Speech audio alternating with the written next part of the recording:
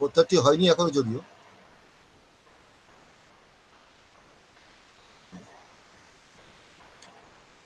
As the head of the institution of Kodimpur Pannadevi College, I heartily welcome all the participants from home and abroad who has enthusiastically registered themselves in today's webinar of the Department of English, Kodimpur Pannadevi College.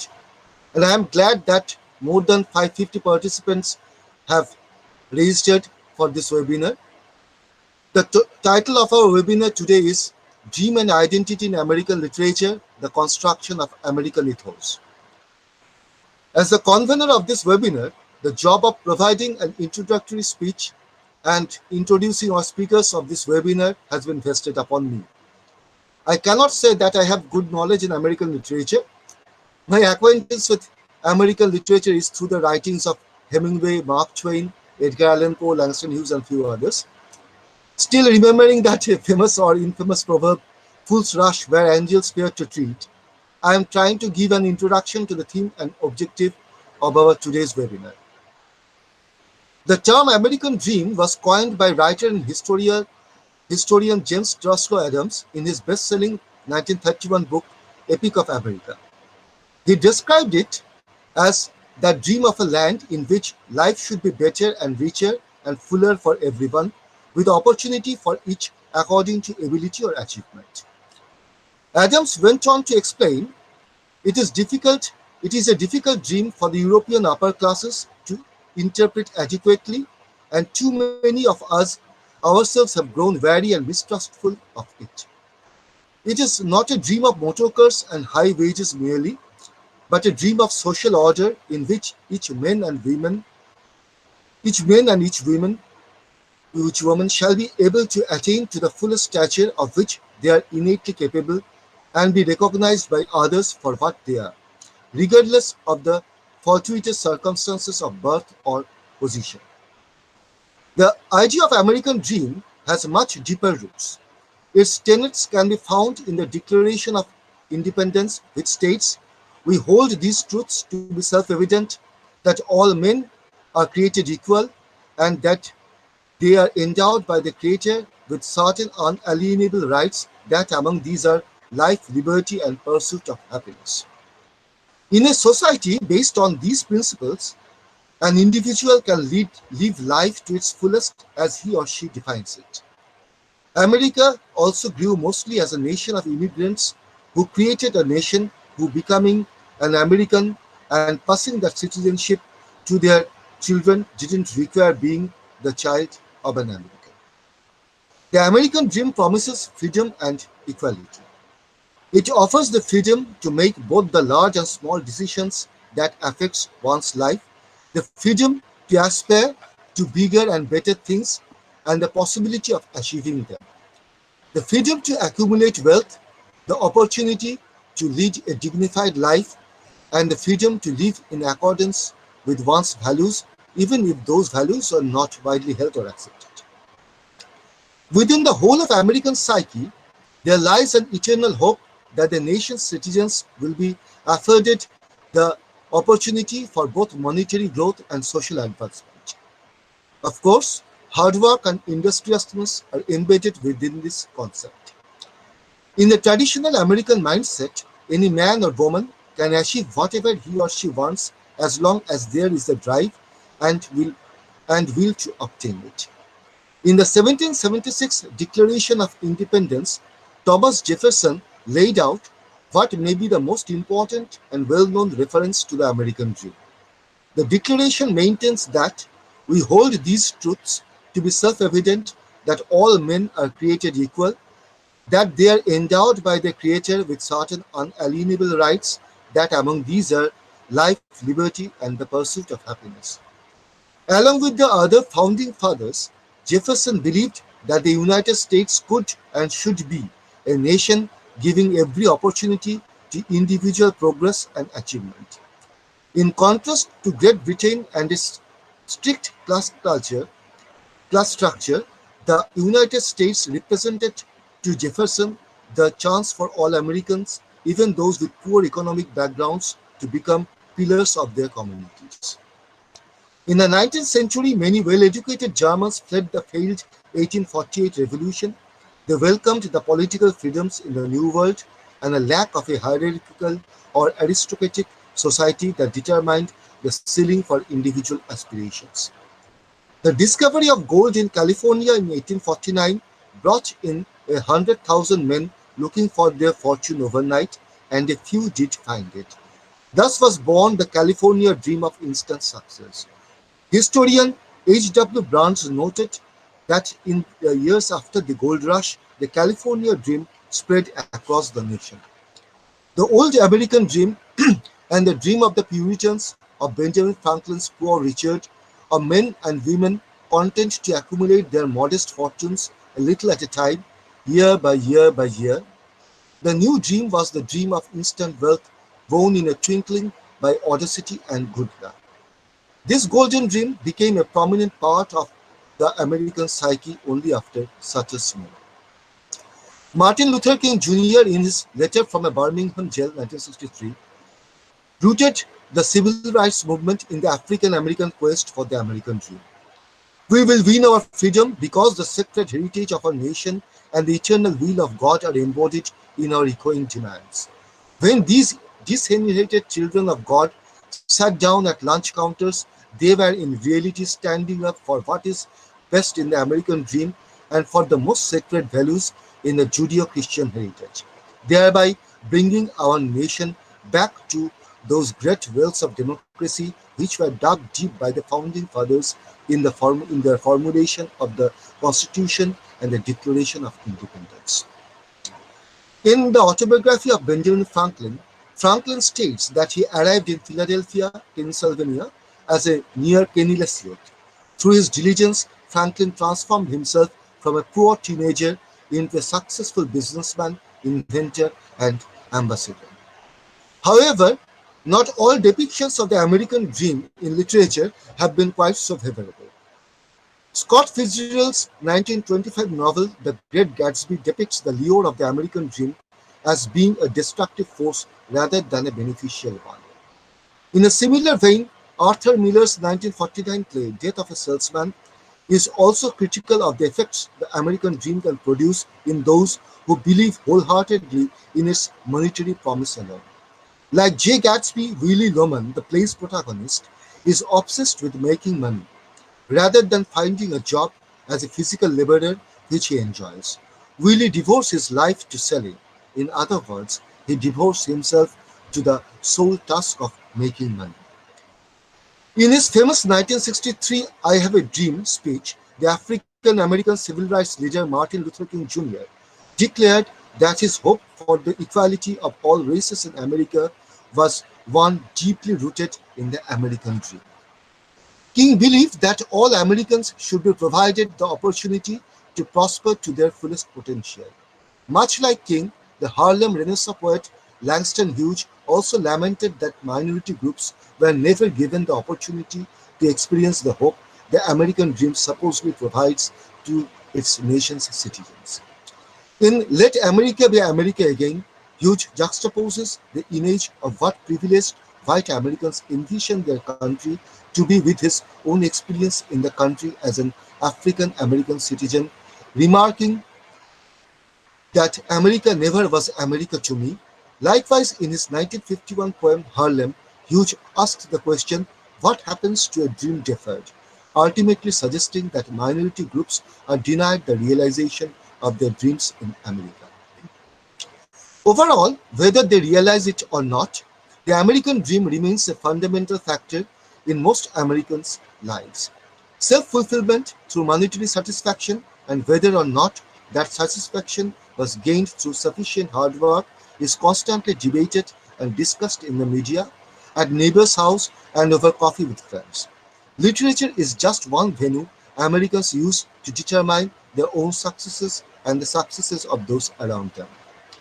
One cannot fully enter the discourse of preserving and sustaining the American dream without examining the aesthetics and ideas of the national literature of America. As Frederick Carpenter explains in American Literature and the Dream, the American dream has never been defined exactly and probably never can be. It is both too various and too vague. Many men have meant many different things by it. Most men agree that it is something very different from English literature, and many have sought to describe the difference. American literature has differed from English because of the constant and omnipresent influence of the American dream upon it.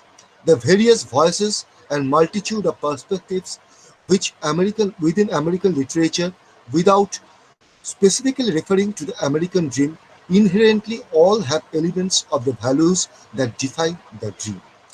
With the American dream capturing a distinct and unique national spirit, Carpenter claims that readers can learn about American beliefs by understanding how the dream has shaped the US national literature. He contends the American dream and the patterns of thinking and feeling which it has inspired has given form and significance to American literature. The concept of the American dream has been used in popular discourse, and scholars have traced its use in American literature, ranging from the autobiography of Benjamin Franklin to Mark Twain's The Adventures of Huckleberry Finn, Willa Cather's My Antonia to F. Scott Fitzgerald's The Great Gatsby, Theodore Dreiser's An American Tragedy, and Toni Morrison's Song of Solomon. Other writers who use the American dream theme include Hunter S. Thompson, Edward Albee, John Steinbeck, Langston Hughes, and Giannina Braschi. The American dream is also discussed in Arthur Miller's Death of a Salesman. In all these texts, it can be perceived that the protagonists are constantly engaged in shaping their identity in the backdrop of this dream and either succeed or fail in their quest. Thus, our today's webinar will put stress on how the American dream and the construction of one's identity based on this dream and the patterns of thinking and feeling which it has inspired has given form and significance to American literature. I agree, I am not an expertise on American literature, so our speakers, who are quite an authority on this subject, will highlight upon the different aspects of American literature in which the question of this American dream and the question of an identity of being an American would be quite evident. Now, for the participants, I would request them that they attend the webinar. After both the sessions, they will be sent a feedback link, and after they have answered it, the e-certificate will be provided to them. Now, I am going to introduce our speakers to the participants. In today's webinar, we have our first speaker, Dr. S.M. Yahya Ibrahim, my friend for days, and our friendship initiated through interactions in literary discourses, and for that, I know how profound a scholar he is. He is the head of the Department of English in Karim City College, Jamshedpur, Jharkhand, affiliated to Kolhan University. With a PhD on Eugene O'Neill, he specializes in American literature and Commonwealth literature. English literary history, Indian literature in English, culture studies are his areas of interest. With a teaching experience of 23 years, he has a number of research papers, edited 3 critical books, and a few creative writings to his credit. He is also involved in literary translations in English, Hindi, and Urdu. He is the chief editor of Das Literarische, a biannual peer-reviewed international journal of English creative writings and literary studies. Today, the title of his paper that he will present is The Dichotomic Visions, a 21st Century Analysis of the American Dream and the Dream of Martin Luther King. As our second speaker of our webinar, we have among us Dr. Siddhartha Vishwas. I take the liberty of calling him by name because I personally know him from my postgraduate days, and he was a very bright student of his batch. He was a batch junior to me. Though he is junior to me in age, I respect him as a senior in the domain of scholarship and wisdom. And wisdom is something that cannot be measured in age. Siddhartha had been an eminent faculty of the Department of English in St. Paul's Cathedral Mission College, Kolkata for long 17 years. Currently, he is an associate professor of the Department of English in the University of Calcutta, of which we both were students once. His doctoral work was on the screenplays of Harold Pinter. He has written a number of articles in reputed journals in India and abroad. His noted books among many that he has authored include Theatre, Theory and Performance from Cambridge Scholars Publishing UK, and Looking for Home, Journey and Boundary in Postmodern Texts, published from Atlantic, New Delhi. He has also translated a number of works, among which his translations of The Merchant of Venice and Twelfth Night, both published by Manthakira, may be mentioned. His areas of interest include postmodern theatre, translation studies, and popular culture. Today, he will speak on In Search of Identity, a brief history of American theatre. He will be presenting his paper before us in the next second session. So I surely believe that the sessions of this webinar will be very interesting to our participants and will surely provide them the food for their thought. And with this, I will end my boring speech and will invite our first speaker, Dr. Yahya Ibrahim, to continue. But before that, a brief synopsis on his paper to prepare the participants. What our Yahya sir will say. Beginning with the coinage of the phrase American Dream by James Truslow Adams during the times of Great Depression in 1931, to be precise, the lecture will take a journey back to the arrival of Puritans in America and the beginning of an ideal utopia named New England. From this point, the lecture will take chronological course and will come to the American Revolution and the subsequent Declaration of Independence in 1776. The lecture will then cover the 19th century, which was considered to be a time of national building and the consolidation of America. It will try to look how American dream was seen by outsiders like Alexis de Tocqueville and by 19th century American philosopher Thoreau. The lecture will then again enter into the 20th century and by referring to the Great Depression, the two world wars, and to the presidency of Ronald Reagan, the Star Wars, and the subsequent involvement of America in international politics during the reign of presidents of Reagan, the lecture will come to the recent killing of George Floyd.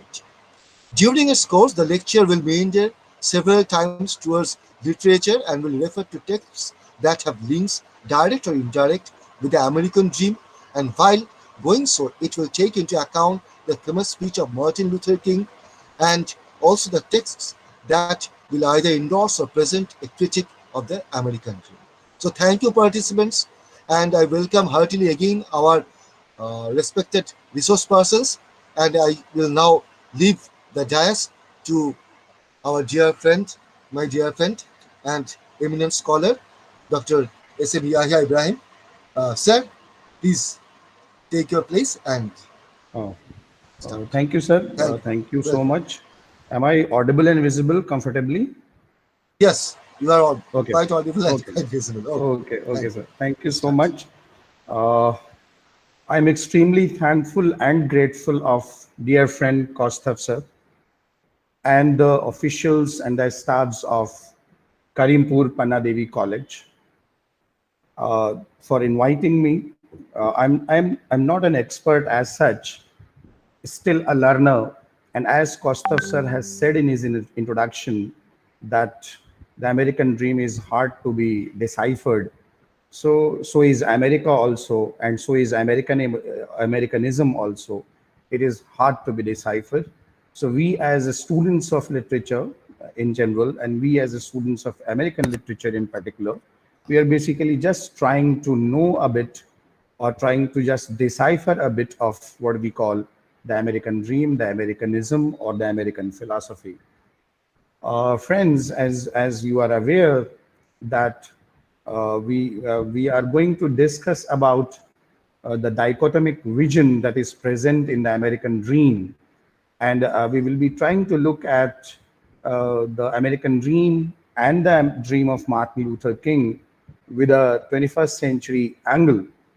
Before I move ahead, I would also like to thank and welcome our Siddharth sir, Dr. Siddharth Biswas sir.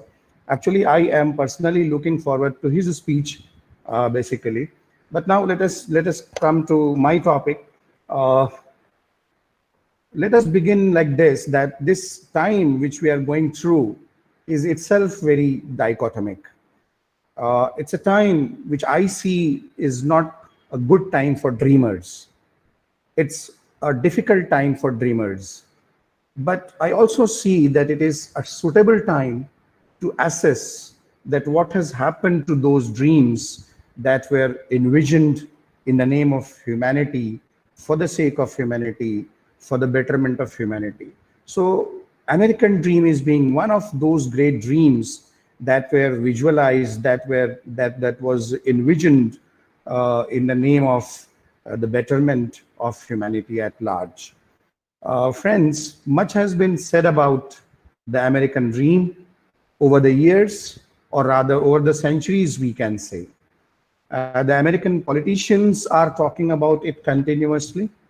The American philosophers have propounded, what you can say, several theories about this American dream. The nation builders of America attempted to turn this dream into reality. The singers, if you can remember, Neil Diamond and Tanya Trucker. So singers like Neil Diamond and Tanya Trucker celebrated it. Hundreds of writers, as Kostav sir was also referring to, so hundreds of writers referred to it.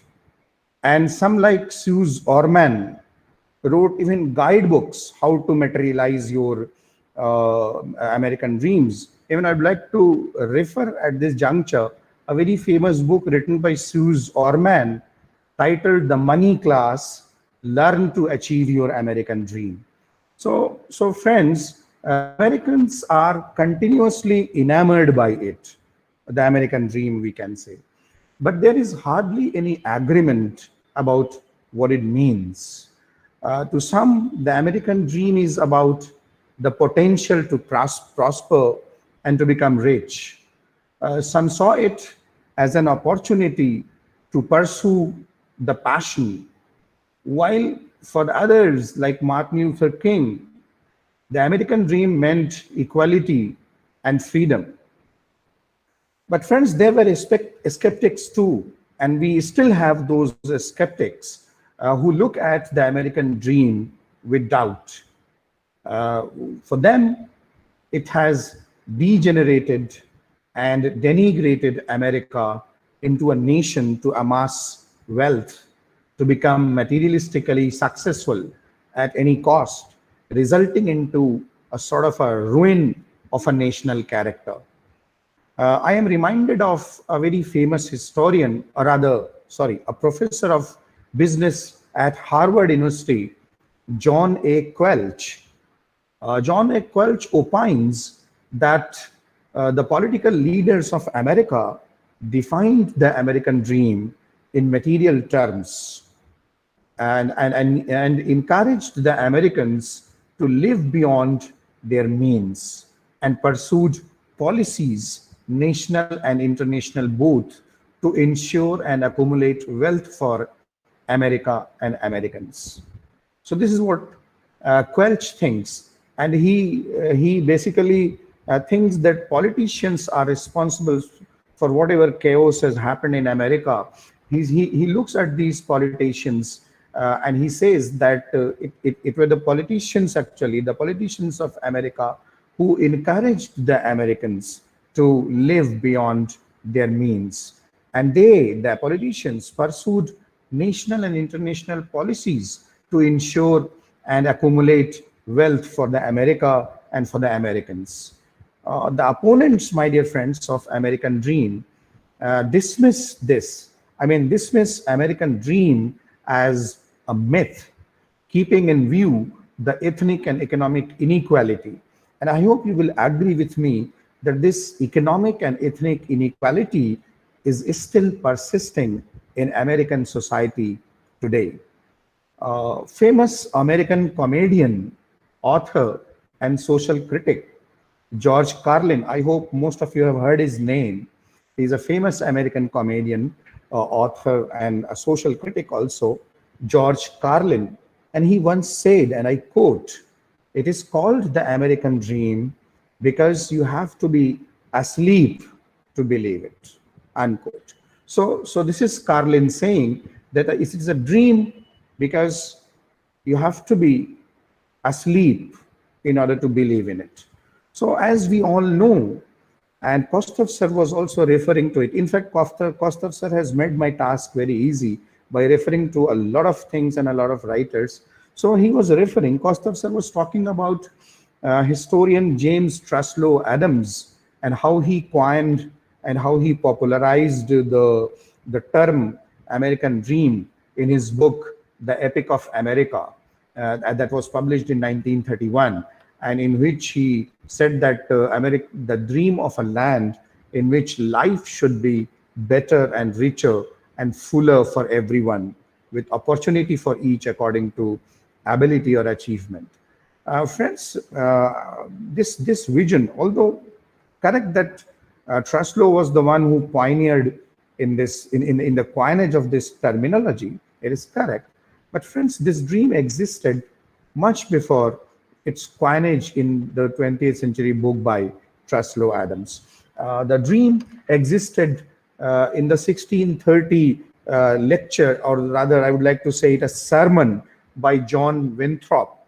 I hope you know John Winthrop, who later on became the first governor of the Massachusetts Bay Colony, that Puritan kingdom which the Puritan migrants from England established. So in 1630, John Winthrop gave his famous City Upon the Hill sermon to his co-Puritans who just landed in Massachusetts. Though he did not use the word dream, but he envisioned a nation. In his 1630 sermon, he envisioned a nation in which everyone would have a chance to prosper as long as they all worked together and followed biblical teachings. Friends, the rest is in history, and we are aware about that history when this vision of a nation by Winthrop became almost a God-given right for the Puritan Britishers. It almost became a right for the European migrants or immigrants to rule century, you can say, right? So in 1776, Jefferson, when writing that very famous treatise, which we now read as the American Declaration of Independence, he talks about three things: life, liberty, and the pursuit of happiness. So these three were taken by Jefferson and other founding fathers of America as the three basic principles and the three basic philosophy of the new nation, the new America: life, liberty, and the pursuit of happiness. Friends, now let us move to the 19th century, which is, as Costa sir was telling, a century of American consolidation, the building of a new nation. And friends, throughout the 19th century, America grew. And with this grew the belief that it was a different nation. It established itself. The thinkers of America, the political leaders of America, the torchbearers of America, they tried to establish before the world that it is a different nation. It was a country of opportunities for those who could dare to dream big. At this juncture, I would like to mention a visitor, French visitor, Alexis de Tocqueville. And I would like to request you that please keep this visitor in mind, because I will be referring, after some time, I will be referring to one more French visitor, and then you will be able to understand much that why I am referring these two juxtaposed French visitors in the context of American Dream. But presently, I'm referring to Alexis de Tocqueville. So, a French visitor that he visited America in 1830 and called it, quote unquote, the charm of anticipated success. America, by Alexis de Tocqueville, being called in 1830 as the charm of anticipated success. Friends, the famous transcendental philosopher Thoreau, writer also, yes, of course, the famous transcendental philosopher, poet Thoreau expressed this American dream in his book Walden. when he says, and I quote, if one advances confidently in the direction of his dream, the endeavors to live the life he has imagined, he will meet a success unexpected in common hours.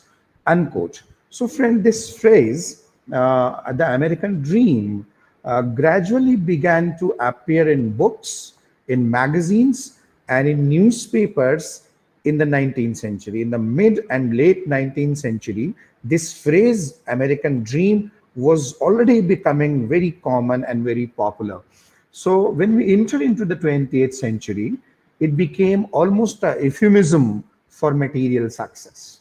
This word, this term, this coinage by Truslow Adams, right, at the called American dream, this almost became a euphemism for material success and the what you can say, the upward economic mobility, right? I am reminded of a very famous novel titled Windy Macpherson's Son. This novel was written by the famous novelist Sherwood Anderson, and it was perhaps, if I'm not wrong, it was published in 1916. So Sherwood Anderson, in this very famous novel titled Windy Macpherson's Son, describes his hero as, and I quote, an American multimillionaire, a man in the midst of his money making, one who had realized the American dream, unquote. So, my dear friends, when Truslow Adams was referring to or coining this word, the American dream, in his book in 1931, he, along with many other writers and many other thinkers of that time, I mean, talking about the 1930s, he believed that the dream was under threat. If not over, if the dream was under threat. The dream is still not over, but it was under threat, and this is what Truslow believed, along with many others. So it was the time, my dear friends, of Great Depression that had destroyed the American millionaires and compelled even the American common men and women to live in hobo camps and to even beg for a small change in the streets of America. So nobody believed in the promises of prosperity given by the then American president Herbert Hoover. Nobody believed. Hoover was continuously trying to endorse the opinion and the view and to establish that things are not over, we are trying hard. But the situation was so depressing that nobody believed in the promises of prosperity by the then American president Herbert Hoover. However, my dear friends, when the time comes of the Second World War or the World War II, and it was the tenure of Franklin D. Roosevelt, that very famous president of America who fought and saw America victorious in the Second World War, and that actually saw the emergence of a new America, a world leader. So the vision of the American dream, my dear friends, was revived by Franklin D. Roosevelt, the president of America at the time of World War II. In his address to the American Congress in 1941, Roosevelt announced his vision of a new government-assisted dream. And friends, here I stop for a while and request you that I emphasize this phrase, the vision of a new government-assisted dream. I repeat and I emphasize, I say it and I repeat it very emphatically, that when he was addressing the American Congress in 1941, Roosevelt announced his vision of a new government-assisted dream. And what was this all about? It included full employment. It talked about government help for the elderly and to those unable to work. So that concept of pensions to the elderly and the concept of the employment pensions to the unemployed, right? So those unable to work and the enjoyment of the full scientific progress in a rising living of standard. So thanks to World War II, the economy grew. This is the recent history of which we are all aware. Actually, thanks to World War II, the economy grew massively, and more. The growth is more. All of us understand is was because of that great military achievements and the great military spendings of America, right? So America emerged as the most wealthy, the most, what you can say, the powerful, the most envied, the most sought after nation of the world, right? So it was a beaming America. It was a beaming America of beaming citizens. And the beaming citizens of this beaming nation believed in this seemingly perpetual upward economic mobility. They believed that their devotion and their ability to work harder and harder will result in making their lives and the lives of their offsprings better. But dear friends, I again take a small pause here and request you to ponder, is this the reality? Is this the reality?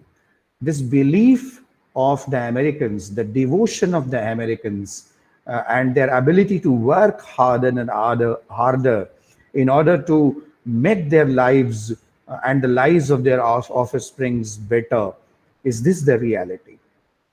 On one hand, that people became more mechanical, the kind of a mechanistic society we have in America.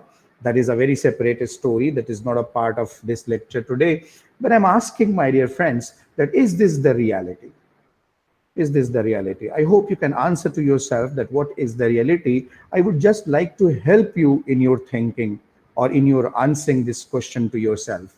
I would like to help you by referring to two names, two very big names from American sports, Jesse Owens and Cassius Clay. I hope you can, if you can Google and if you can even look at Wikipedia, you will be able to know the great achievements of Jesse Owens in the 1936 Berlin Olympic. Friend, it is important to notice that why I am referring to the Berlin Olympic. 1936 Berlin Olympic was the time of Hitler, my dear friends, and that is why I'm referring and more especially to it. Jesse Owens won 4 medals, 4 gold medals for America. It was history. Hitler refused to meet the American team. In fact, he refused to meet any other team of any other nation, and he left the stadium by meeting only the Germans. That is a very important part, correct? But the same Jesse Owens, when he was in the later part of his life, when he was referring to all these memories, what he says, can you remember? He says that I was not snubbed by Hitler. No, I was not snubbed by Hitler. I was actually snubbed by my own president. The president of America even did not telegram me to congratulate me on my achievements. And friends, who was the president at that time? Again, Franklin D. Roosevelt. Friends, when you Google Jesse Owens, you will find the kind of hardships Jesse Owens faced in his journey to become an athlete. But the way he was compelled to live in all black hostels, all black hotels, kind of thing. Although in Berlin, it is very interesting to know that in Berlin in 1936, the American team was staying at one single hotel, and Jesse Owens was also staying with the American team, the white American team. But in his own country, he was compelled to live in hotels, and he was compelled to feed in the restaurants, which were all black restaurants or all black, what you can say, hotels. And the story of Cassius Clay, who later became Muhammad Ali, I'm not going to that detail. So the story of Cassius Clay is almost known to many of us who have read something in our school when we were told, when we were taught by our teachers regarding a chapter related to Cassius Clay, and we were informed that how Cassius Clay, after winning those gold medals in his competitions, how he was having a how he had a fight with a white gang, and how he was not served food in a white American restaurant, and along with his friend how he went to the river and threw his gold medals to the river. So this is the thing which I wanted to raise here at this juncture when I was saying, is this the reality? Is this the reality that the devotion and ability to work harder and harder will result in making the lives and the lives of their offsprings better? Friends, there were social critics who saw this dream as overly materialistic and hence spiritually empty. This dream as overly materialistic, hence spiritually empty. For them, the critics of this dream, this American dream was intellectually stifling, hence destructive. It was pointed out, my dear friends, that America was not just necessarily a land of opportunity, a land of what you can say, justice for everyone, particularly those who were the other, who were the other, and who were the other. Being students of literature, we all know the process of othering and who are termed as the other. So in terms of America, the racial ethnic minorities were the other. The African Americans were the other. And even before the African Americans, the Native Americans were the other. It is very unfortunate, my dear friends, that when we are talking about America nowadays, and we are talking about the rift or the gap or the kind of chaos that is there in American society, more or less, time and again, we think in terms of either the whites and the African Americans. Time and again, the Native Americans nowadays are ignored, basically. So the racial and ethnic minorities, the African Americans, the Native Americans, as I said, the indentured workers, the slaves, the even the poor whites, So when Kostov sir was talking about Willy Loman or the Great Gatsby, it is the story of the poor whites who were, and devastated because of the American dream. So the African Americans, as I was saying, the indentured workers, as I was saying, the poor whites, as I was saying, the Native Americans, as I was saying, and please add even the American women also. They were the others, my dear friend. They were the others who had long been denied the rights of equality, long been denied the rights of liberty. So, but this 20th century, I'm talking about the post-World War II scenario. So these African Americans and the indentured workers and those those whom I'm calling the other. So they have been denied the rights of equality and liberty, but they were now increasingly becoming agitated. They were now aware about their condition, their plight. They were now aware also about the great dream that the Constitution of America and the Declaration of American Independence dreamt of. And they were also aware about their human rights. So they demanded their humane treatment. They demanded their human rights. And the 1963 famous speech by the great Martin Luther King was one such dream, was one such demand. It was one such agitation from the African Americans, you can say. So when Martin Luther King declared that America was yet to achieve its dream because of racial discriminations, because of poverty and violence against the minorities, he said that instead of amassing more wealth, the American dream should be to make true the statement of American Declaration of Independence that all men are equal. So now this was a time when this was the 60s and the 70s. And friends, dear participants, the America of 1970s was torn by stifling economy. It was torn by inflation. racial divide as we are talking about, and also by, that very famous, the Vietnam War.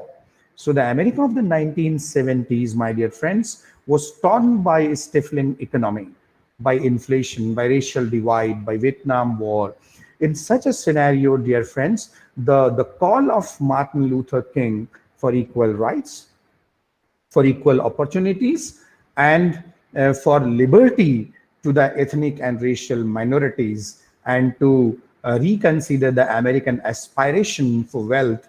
It seemed very prescient, and it seemed very prophetic. It seemed very prophetic. And at this juncture, I would like to refer another French visitor. And that is why I requested, when I was talking about Alexis de Tocqueville, I requested you to keep Alexis de Tocqueville in mind for a while, because I had to refer to this another French visitor, the French historian in 1974 named Ingrid Carlander.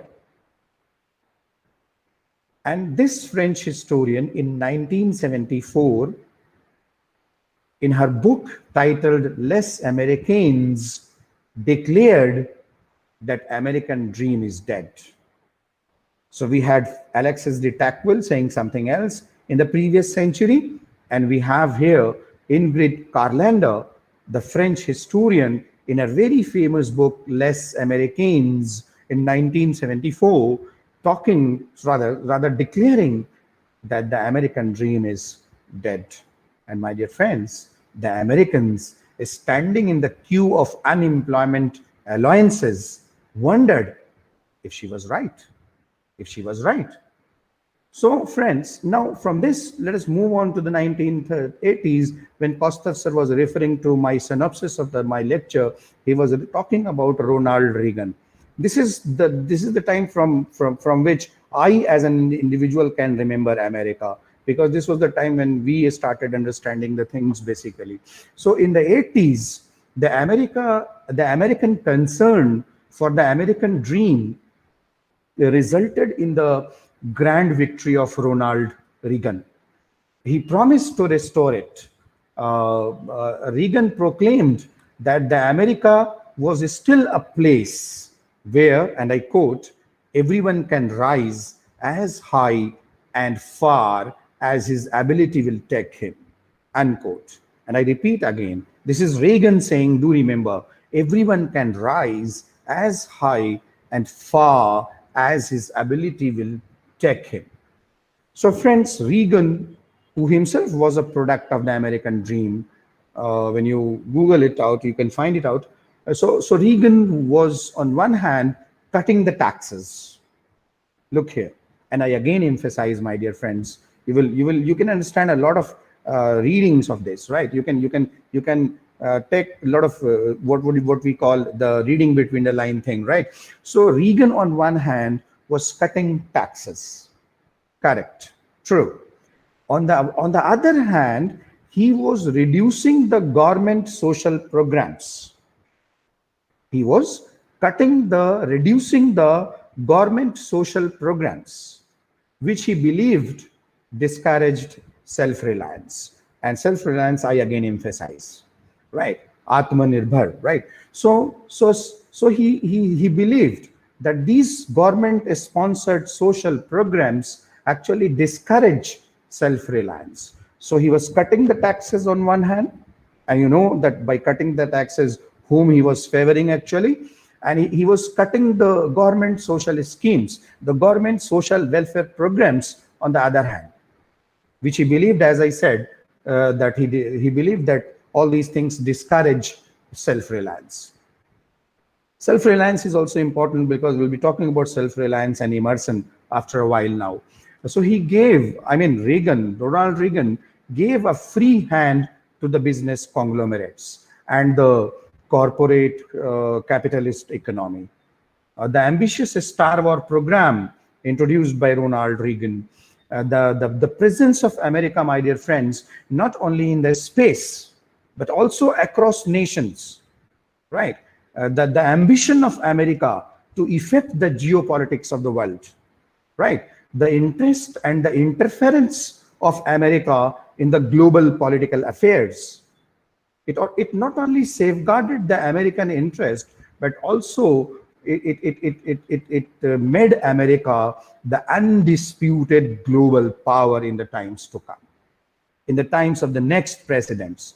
George W. Bush Sr., I hope you know the names: Clinton, George W. Bush Jr., and then Obama, and all those 10 years, 5 years, different kind of tenures, coming to the tenure of the present president, right?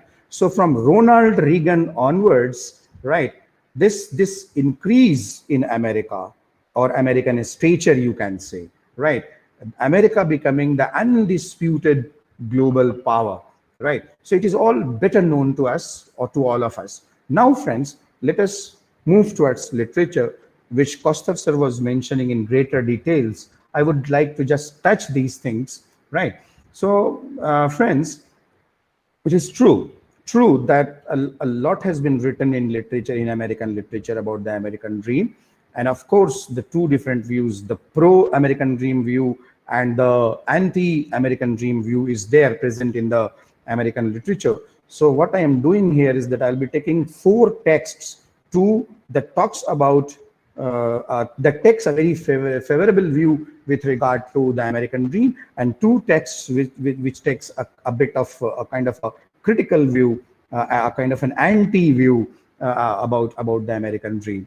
So, friends, but overall, I would like to say that if you ask me that what is the overall approach of American literature towards this American dream, is, I would like to say that it has more been seen as a myth, the American myth of happiness. Friends, this American myth of happiness, pursued and won, has mostly been contested in American literature. This is what I want to say. American literature has mostly taken a complicated view about it, a very complicated, but yes, of course, a very direct stance also about it. Beginning from Mark Twain's Huckleberry Finn to Fitzgerald's The Great Gatsby, almost all American novels, my dear friends, talks about this quasi-noble pursuit and its failure, the rot inside the picture-perfect America.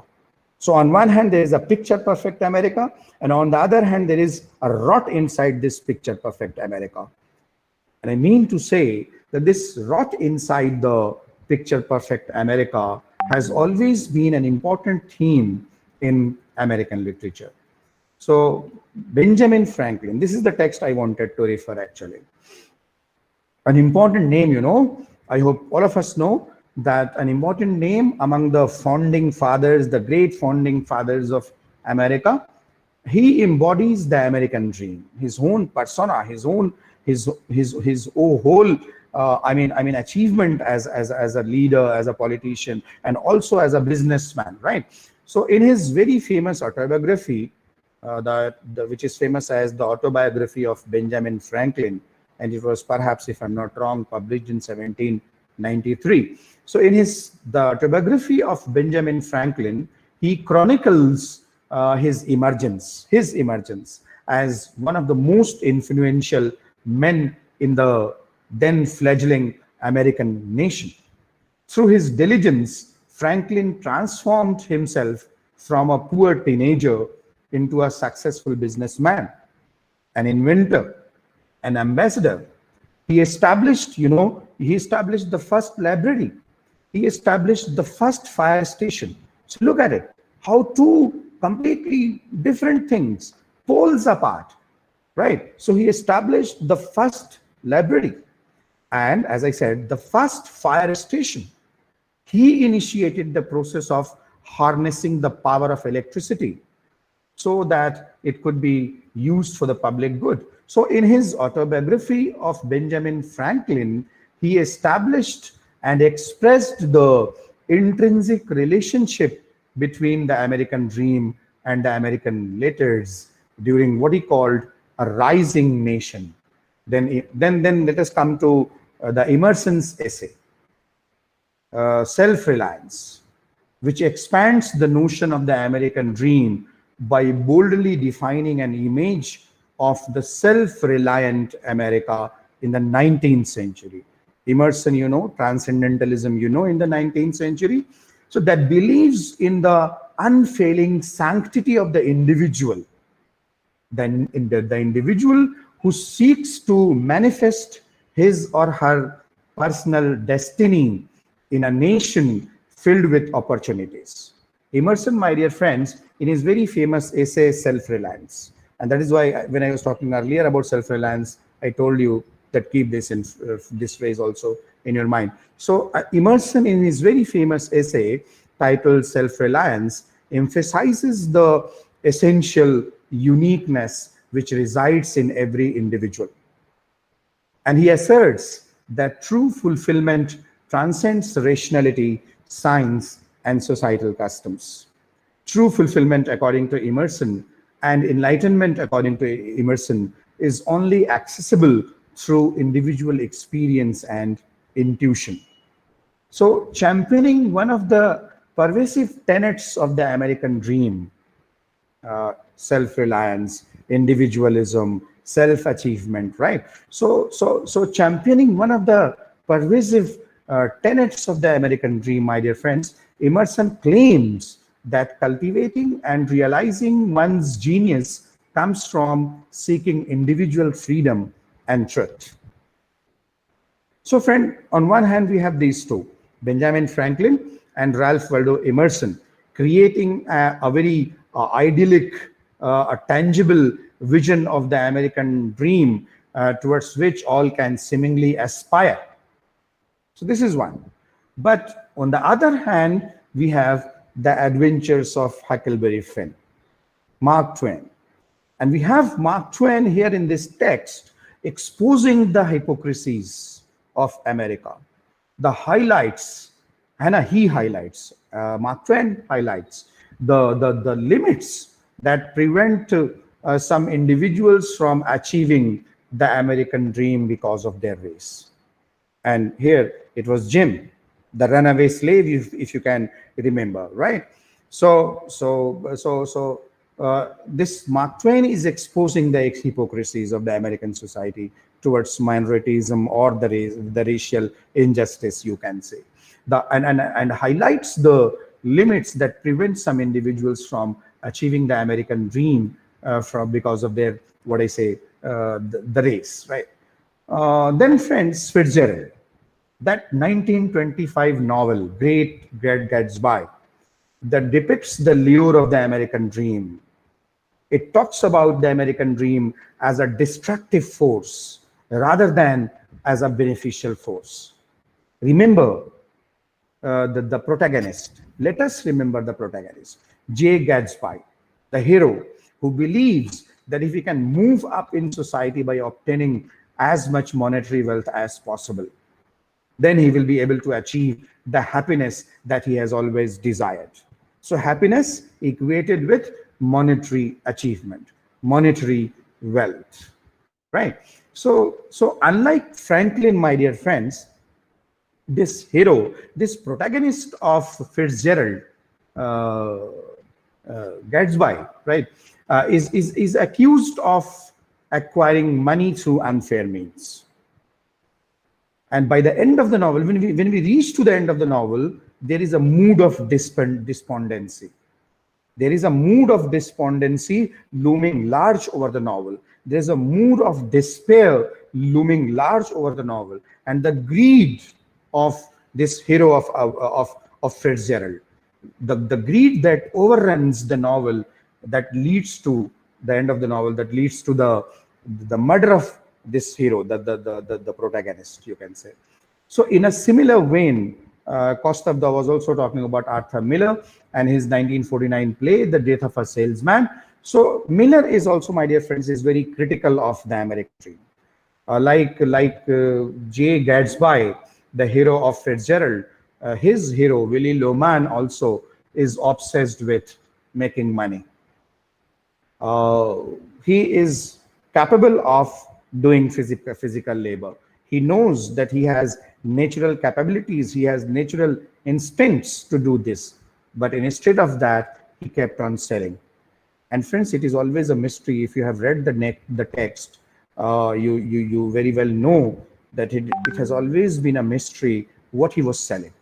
We are not told. If I'm not wrong, you may contradict me, but if I'm not wrong, we are not told that what he was selling. And I think he was selling American dreams. He was selling American dreams. So he devotes himself to the sole task of money. Throughout the play, there are flashbacks in the play. So throughout the play, Willy Loman experiences those flashbacks in which he relives various incidents from his life. He is a constant daydreamer, my dear friends, if you can say. And therefore, since he is a constant daydreamer, so he has a difficult time focusing on the reality of the current situation. And that is why finally Willy's obsession with this American dream makes him to forget that he has a family which he loves. He has talents which he can employ. He forgets these things. And in the end, the depiction of Miller is more somber. This quest of American dream depicted by Miller is more somber than the depiction in Fitzgerald. So Willy kills himself while his son, Happy, decides to follow along his father's footsteps. Avenging he sees as the wrongs that society enacted against his father, Willy Loman. At his father's funeral, we find Happy at the end of the play. We find Happy, the son, is standing at Willy Loman's funeral and saying, and I quote, Willy Loman did not die in vain. He had a good dream. It is the only dream you can have to come out of number one man, unquote. So friends, Great Gatsby and The Death of a Salesman, and this is the what you can say, the frustration of the poor white American with the American dream. From this, let us now move on to those who feel slighted by the promise of American dream, who felt cheated by the promise of American dream. And friends, as I said earlier, most of them are the minority groups, those who have been constantly disenfranchised by the American governmental system, those who have been forced to view the inherent hypocrisy that is hidden in the American dream in their entire lives. So in his very famous 1963 sermon, I would not call it a speech, it is a beautiful sermon, I Have a Dream speech by the African American civil rights leader Martin Luther King, when he declared that his hope for the equality for all races in America was one that was deeply rooted in this American dream. And friends, much like King, Langston Hughes was also talking about this. Costa has already talked about it quite a lot. So in his very famous poem, Let America Be America Again, in his very famous poem, Harlem, Hughes is talking about that he, as the representative of his race, was never given the opportunity to experience the hope that the American dream offers. Right. In his very famous poem, Harlem, Hughes asks the question, what happens to a dream deferred? So friends, for Hughes, this American dream is actually a dream deferred. And again, I would like to request that please also for a short while, keep this in your mind, the dream deferred. So Hughes, through these two poems, ultimately suggesting that the minority groups are denied the realization of their dreams in America. Now I would like to refer to a short story collection, a 1993 short story collection to be specific, The Lone Ranger and Tonto Fist Fight in Heaven. This is the title, The Lone Ranger and Tonto Fist Fight in Heaven. It is by the Native American writer Sherman Alexie. And by referring to this, my dear friends, I am actually referring for a short while to the Native American angle of this American dream. The Native Americans, the Red Indians, which we earlier used to call them, the people whom Christopher Columbus, thought wrongly as Indians, right? So the Native American angle, and I'm trying to introduce this through this reference to the 1993 short story collection, The Lone Ranger and Tonto Fist Fight in Heaven by the Native American writer Sherman Alexie. Like African American, my dear friends, the Native American experience also is the idea of the American dream in a very unique way. Unlike other minority groups, the Native Americans were also left out of the American dream. They were left out. Others were somehow justifiably or not so justifiably were made a part of the American dream. But the Native Americans were left out of the American dream.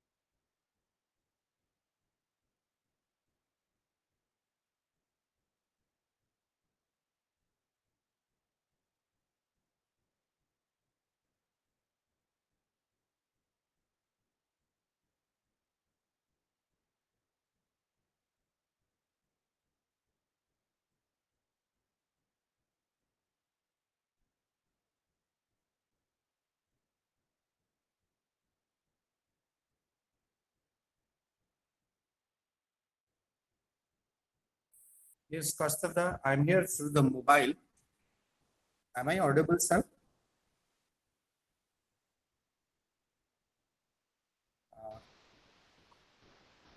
Okay, thank you so much. There was some issue with There the were laptop. some The problems. internet, the internet Internet connection in the problems are there. laptop Yes, is sir, please connected. continue. Okay, sir. Sir, please continue, sir. Yes, sir. Yes, sir. So I was saying that overall, the Americans realize or not realize, whatever it is, the American dream remains a fundamental factor in the lives of most of the Americans. Self-fulfillment through monetary satisfaction, and whether or not that satisfaction was gained through sufficient hard work is constantly debated and discussed in literature. So just like Willy Loman passed on his way of viewing the world to his son Happy, the idea of American dream will continue to sustain itself for countless future generations of America. And in this regard, we can also make references to some other literary texts like Louisa May Alcott's Little Women, Julia Alvarez's How the Garcia Girls Lost Their Accent, Sandra Cisneros' The House on Mango Street, uh, Theodore Dresier's text, An American Tragedy, S.E. Hinton's The Outsider, Jack Kerouac's On the Road, Gloria Naylor's the Women of Brewster Place, and not to forget Upton Sinclair's The Jungle, John Steinbeck's Of Mice and Men, and even Maya Angelou, Still I Rise, Edward Albee's drama text, The American Dream. And of course, reference can also be made to Eugene O'Neill's three plays, The Iceman Cometh, The Hairy Ape, and Long Day's Journey into Night. So, friends, let us now take ourselves to the last part of our discussion, when Martin Luther King believed that all Americans should be provided the opportunity to prosper to their fullest potential. Right. So when you look at his speech, and the first half of this speech portrays not an idealized American nation, not an idealized American dream, but rather a picture of a seething American nightmare of racial injustice. It calls for action in a series of themed paragraphs, if you recall this speech. Let me wrap up by sharing two small paragraphs from this speech. And I quote from this speech. The first passage is like this, and I quote, "We have also come to this hollow spot to remind America of the fierce urgency of now. This is no time to engage in the luxury of cooling off or to take the tranquilizing drug of gradualism. Now is the time. Now is the time to make real the promises of democracy. Now is the time to make real, to rise from the dark and desolate valley of segregation to the sunlit path of racial justice. Now is the time to open the doors of opportunity to all of God's children. Now is the time to lift our nation from the quicksands of racial injustice to the solid rock of brotherhood," unquote. And then the next passage I quote, as we walk, we must make the pledge that we shall march ahead. We cannot turn back. There are those who are asking the devotees of civil rights, when will you be satisfied? We can never be satisfied as long as the Negro is the victim of unspeakable horrors of the police brutality. And I would like to repeat this. I request you to look at it in the light of George Floyd incident. We can never be satisfied. This is Luther saying. We can never be satisfied as long as the Negro is the victim of unspeakable horrors of police brutality. We can never be satisfied as long as our bodies, heavy with the fatigue of travel, cannot gain lodging in the motels of the highways and the hotels of the cities. We cannot be satisfied as long as the Negro's basic mobility is from a smaller ghetto to a larger one. We can never be satisfied as long as a Negro in Mississippi cannot vote and a Negro in New York believes he has nothing to which to vote. No, we are not satisfied, and we will not be satisfied until justice rolls down like waters and righteousness like a mighty stream, unquote. So friends, the second half of the speech paints the dream, a better, a fairer future of racial harmony, a fairer and better future of integration. But it also talks about brutal realities. It also talks about the brutal realities. Realities, my dear friends, that lead to the recent killing of George Floyd. The George Floyd incident and the subsequent Black Lives Matter, all of us are aware about it now. So the George Floyd incident and the subsequent Black Lives Matter movement is very compelling for us. And look at the response of the American authorities against the protesters. I mean, can you remember the response? They were being called thugs, and they were threatened with the most vicious of dogs and the most ominous of weapons. This had not been the case. The case is not with only the Black Africans or the African Americans, you can say. This is not a new case, you can say, the George Floyd incident. If you can remember, if all of us can remember, in 2014, an African American, Eric Garner, was killed in police custody in New York. And we saw huge protests again erupted there at that time also. And at that time also, and this time also, the protests dwindled. I personally look at the politics of polarization and the politics of division is there on the rise. So before the pandemic hit America, the unemployment rate among the African Americans was twice the national average national ratio. But friends, moving ahead and wrapping up, the African American is not the only issue. There are many, and due to the paucity of time, we can't go into the details of those many issues. But I would like to underline just one issue for a few moments only.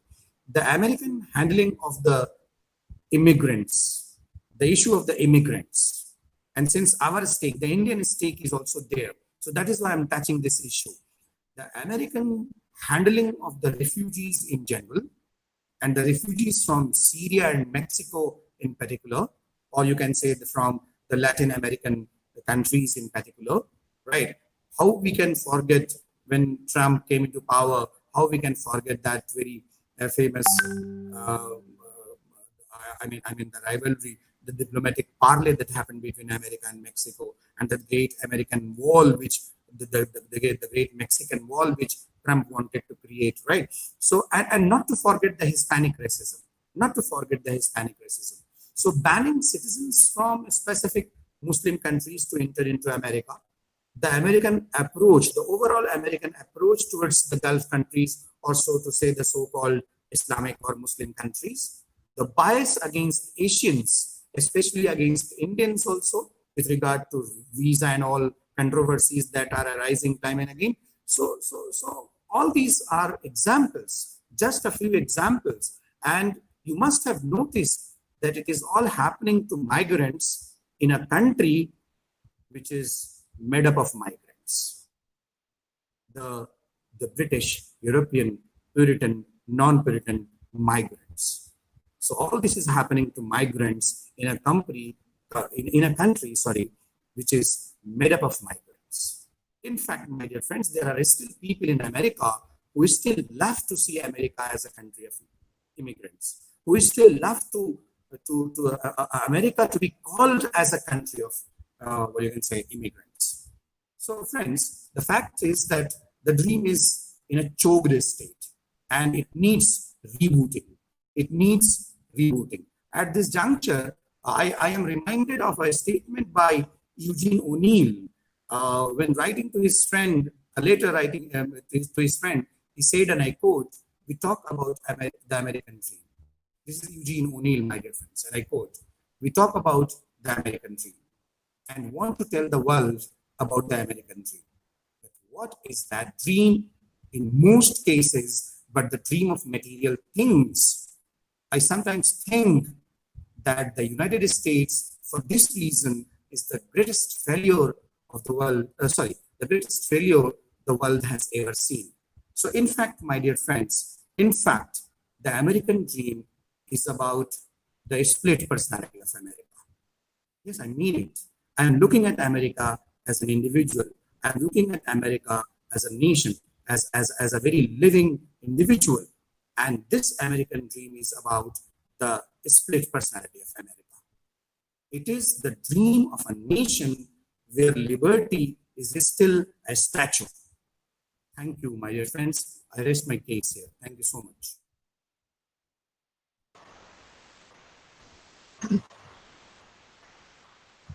Thank you, Yahya sir, for your profound speech.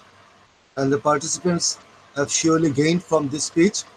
And the lecture of your Yahya sir has stripped America of the illusion that we see in the Hollywood films and others, that America is a place of all happiness and all prosperity and everything. And his lecture has induced us to have an insight in what America really is, what is underneath the carpet that America has spread for all the people of the third world countries like us who have some great idea about America and everything. And for the participants who are the students, I will particularly request them that they should watch the two films, particular American Beauty and Forrest Gump, and they should know about America much more, the reality of America and everything. So the participants, you can type your questions in your YouTube chat box, and Yahya sir will get it and will answer whichever he will think fit. And now I will ask Dr. Siddhartha Vishwas to speak. And Dr. Siddhartha Vishwas, an associate professor from the Department of English, Calcutta University, he will speak on In Search of Identity, a brief history of American theatre. And The synopsis of his speech will be: American theater has a history of the formation of the nation. Unlike the developments in the continent, American theater essentially grew following the cultural shifts that were results of migration and colonial negotiations. The attempt to create an American identity, specifically on the stage, remained a necessity, if not an obsession, almost until the 20th century. The tentative nature of early American dream is one of the reasons why no major dramatists from the erstwhile colony could be included in the global theatrical canon. Dr. Vishwas's presentation will aim to trace the development of the American in the history of American drama. So, participants, I will now invite Dr. Siddhartha Vishwas to come on this webinar dais and deliver his valuable speech to us. Thank you, Kosta. Thank you. Welcome. I hope you can. I am there. I am audible, and I am visible. So let me You are, begin by. you are not visible, but you are audible. I am not visible yet. No, not Yes, visible yet. yes. I think I am visible now. Thank you. Thank you. So let me begin by thanking Korimpur Pannadevi College and all the staff members and everyone, my friends over there. Kosta and I are very old friends. Uh, Although I would say, don't take Kostab's introduction of me earlier, if you were there then, at face value. He talks about my wisdom, and that is inspired entirely by the color of my hair, by nothing else. So, but thank you, Kostab, and thank you so much for thinking of me, because we go so far back. And thank you for inviting me to this particular webinar, because it gave me a chance to listen to Dr. Ibrahim, Professor Ibrahim, because I have always wanted to share the stage with him. So it was quite an enlightening uh, presentation that he gave. And of course, your post-ups presentation also set the stage very clearly. So that is, our lives become easier when we have such informative and insightful introductions. So without wasting any time, let me start talking about what I want to talk about. Mine will be more of a historical survey. I will go absolutely historically. I will just approach the 20th century and I will end there. I will not really get into the 20th century, because the point that I am trying to make is that how this Americanness is established, and by the time we get to the 20th century, American theater becomes American theater. But the tentative nature of that, how the tentative nature of history, as the abstract said, as read by Gustav, that this is what I am looking at. This is what I am trying to look at. And there are a few parts, there are a few phases rather in this.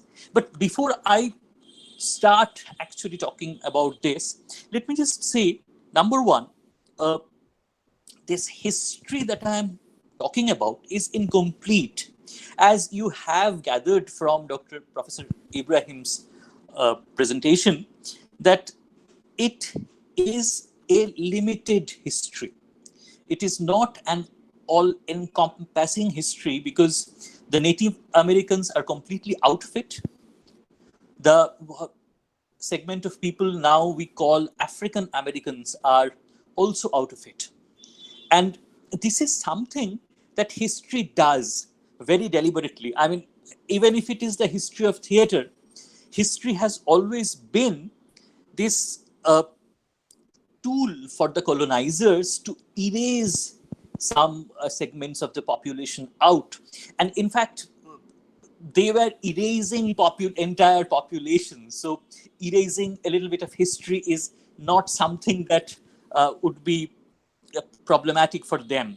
And also, when I'm talking about this particular history, I am going to talk about English texts, But you must remember that this land, this North American continent, is being colonized not only by people who speak English, but people who speak Dutch, people who speak Spanish. And in fact, in the United States of America, there is a very large section of people who speak Spanish. But we don't really have, when we talk about the history of American theater, we never talk about theaters which are in other languages. So American theater, English language. So the language of America then is established as English, which we know from philology and everything we know. So it's not a huge point, but I'm quite sure there is a huge segment of people who are practicing theater in other languages, a very large part of the demographic. But we will not be looking at the history of that. And see, the other thing that this term theater does is that it creates a kind of class division. It looks at a particular kind of performance which is rather elitist. And this is not an American thing to do. This is something that we find from the continent, from Europe. This is an essentially Eurocentric way of looking at everything. Even in India, even in West Bengal, if you think about theater, you are not really thinking about jatra as such. You are thinking about highbrow, cultured kind of a thing. So this is a kind of distinction. This is a kind of otherizing that is absolutely vital, because the program, the point, the politics here is to keep certain sections separate.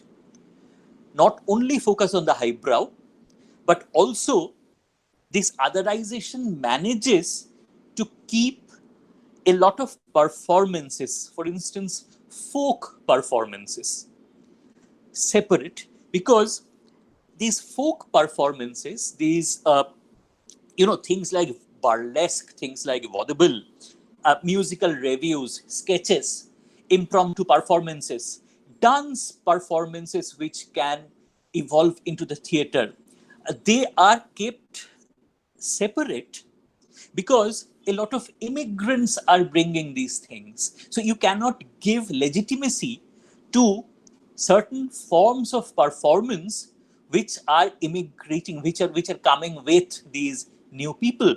So some people say that the purity of theater is maintained by such otherization, and this theater is protected from, quote unquote, the corrupting influence of immigrant practices. So something that kind of a politics is very much there. I just wanted to mention this at the very beginning before getting into the history proper as such.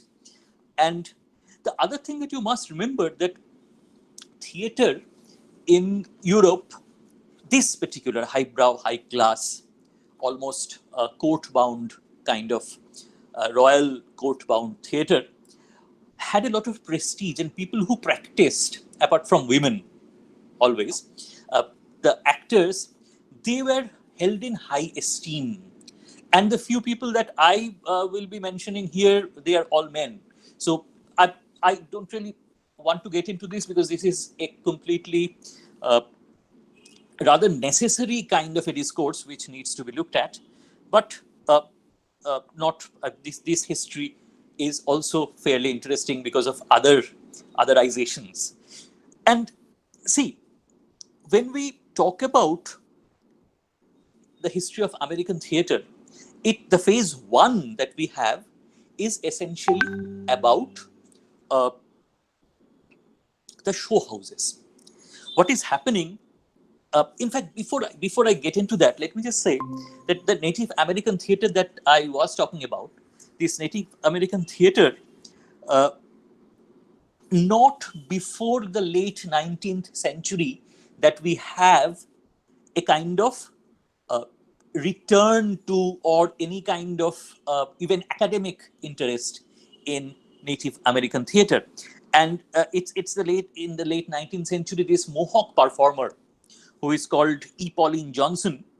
Uh, that person is using native and non-native spaces. That person is wearing the so-called, again, quote-unquote, red Indian costumes and presenting plays. And it's more of a historical interest than interest in a culture which is living, interest in practice which can be revived. So, and of course, it's not before the 20th century that we have any serious return to. And even now, if you think about American theater, do any of us think of the Native American theater? We don't even know whether such a thing exists. There were no written records, and even if they were destroyed. So I don't know. So that question is almost moot. And even if there are Native American performances, they are not allowed to be called theater. So that politics is there. Now that I have gotten that out of my system, let me get back to the history as recorded. So we know basically it's around the first decade of the 17th century, 1607, or something like that, that the settlement is happening in the first English colony is being established on the American continent. And who are the people who are going there? I mean, not people who are well-to-do, people in the continent who are established, successful, powerful. They are not going there. These immigrants are basically people who are not that successful. Even as late as the Victorian period, if you remember, Mr. Micawber in David Copperfield has the solution of going to the new continent. It's still the new continent, and try and find his fortune. So it's a lot of unsuccessful people. And around the 17th century, a lot of people who are going over to the new continent are the people who are persecuted in England. And you know who are persecuted in England at this point of time, the Puritans. And a lot of Puritans are going over, and the culture that is consolidating slowly along with the pioneering mentality, it's the puritanical mentality. And this is our first problem, isn't it? You know how the Puritans felt about theater. There is this huge history that you have. And so the founding fathers, again, so-called the founding fathers, they are anti-theater. And for a long time, theater is not developing, almost for 50 years. So it's in the middle of the 17th century that we have some attempts, and these attempts are basically moving around the puritanical objections. And we have a few theaters built. Let me just give you the details. In Williamsburg, we have one theater in 1716, which is very early. Then in New York in 1732, in Charleston in 1736. So these are the three theater houses that are coming up first in the United States of America. And they are not really surviving for a long time. They are surviving for a couple of seasons or something like that. These are temporary wood-made platforms and stuff like that. These are not even proper buildings. That were very Wild West kind of a thing, which is very temporary and can be dismantled very quickly, that kind of an idea. And interestingly, one of the first records that we have of a play which is being played on the North American soil is Farquhar's The Recruiting Officer. So not a play that that we in academia celebrate a lot or are euphoric about, but this is a play, this is a general happy kind of a play which these people are favoring. Now, this is, and slowly what we have is that the theater people, they are gathering around two particular cities. One is Philadelphia, the other one obviously is New York, because New York is much more cosmopolitan, and Philadelphia also somehow was somewhat free from the this almost suffocating influence of the Puritans. And this suffocation, in a couple of minutes, I'll tell you how suffocating this particular influence was. And we have these playhouses which are being built, companies, theater companies are concentrating around these cities. And what we have is one company of English players who are coming. This is in 1749, 1750. This is the time. So a company of English players, and they are playing Addison's Cato, a tragedy. This is in Philadelphia. And in New York, they are playing Richard III. So this is still English theater. We still do not have, I mean, this is early days still, but still there are no American playwrights as yet. That is the point. We have the beginning of theater, but the so-called American theater, so-called American English theater is still not there. And there is an interesting anecdote around this time. There was this man called William Hallam. He is English, and he finds America to be a great business opportunity because there are no proper American theater companies in America. So he thinks that he will be establishing one, and he sends somebody called Robert Upton with a lot of money to go to New York and to find the you needed licenses, you needed a lot of infrastructural support, you needed to rent accommodation, you needed to rent a stage and all that. So Mr. Upton had a lot of money with him, and he was sent to America. And when Hallam and his family and his company finally came to New York, they were in for a shock because Mr. Upton had disappeared with the money. So the history of drama should always have some drama in it.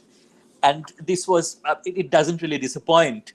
So, and of course, the Hallams finally managed to secure all this. They could not perform in New York, so they had to go to another city, and they more or less earned some money, and they came back. And they eventually, the Hallams made with another theatrical family called the Douglases. They joined together and they created this very famous company at the time. And the thing that I was telling about this Puritan influence, in many places, they could not perform plays. They went to those cities, but they were not allowed to perform plays. So what they did is that they went around and they said, what we are performing are, and trust me on this, these are called moral dialogues. And I'll give you one example of a moral dialogue, and it would be, you'd understand immediately how funny this is actually in retrospect. Othello was performed as a moral dialogue. And what they said is that this is a moral dialogue which depicts the bad influences, the bad effects of jealousy and other bad passions. So this was the condition in which theater it was still not the United States of America as such. It was, it wasn't still a colony. Theater in this new colony was established. And the landmark event that is happening in 1765 is that the first American play is being written. This play is Thomas Godfrey's The Prince of Parthia, 1765. But curiously enough, this is not a play about America or Americans. As you can understand from the title of the play, this is more of a fantasy. This is melodrama. This is, some people call it Shakespearean. Just because it's a period piece, it doesn't have to be Shakespearean. It was essentially melodramatic and very full of passion and violence, much more like Jacobean tragedies than proper Shakespearean tragedies, if one might say. But when I'm talking about 1765, you can immediately realize that the War of Independence is going to begin soon. So 1775 to 83. And this is phase 2, where we have the identity of a new nation. And if theater was going to towards one direction, it all changes again, because from colony we have the beginnings of a new nation. And the American government under George Washington himself apparently was fond of theater. In fact, some histories call him a theater enthusiast. I'm not very sure of that, but that's what some people say. And he apparently went to theaters, a lot of New York performances, apparently. I don't know.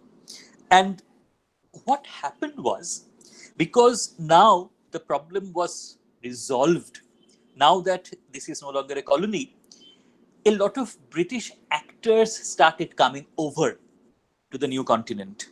So they, and many of them stayed back, because in England, you can imagine how highbrow this entire thing was.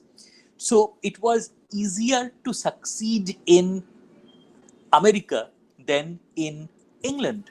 So a lot of people came, they established themselves in different towns, and they were all more or less focusing on performing Shakespearean plays.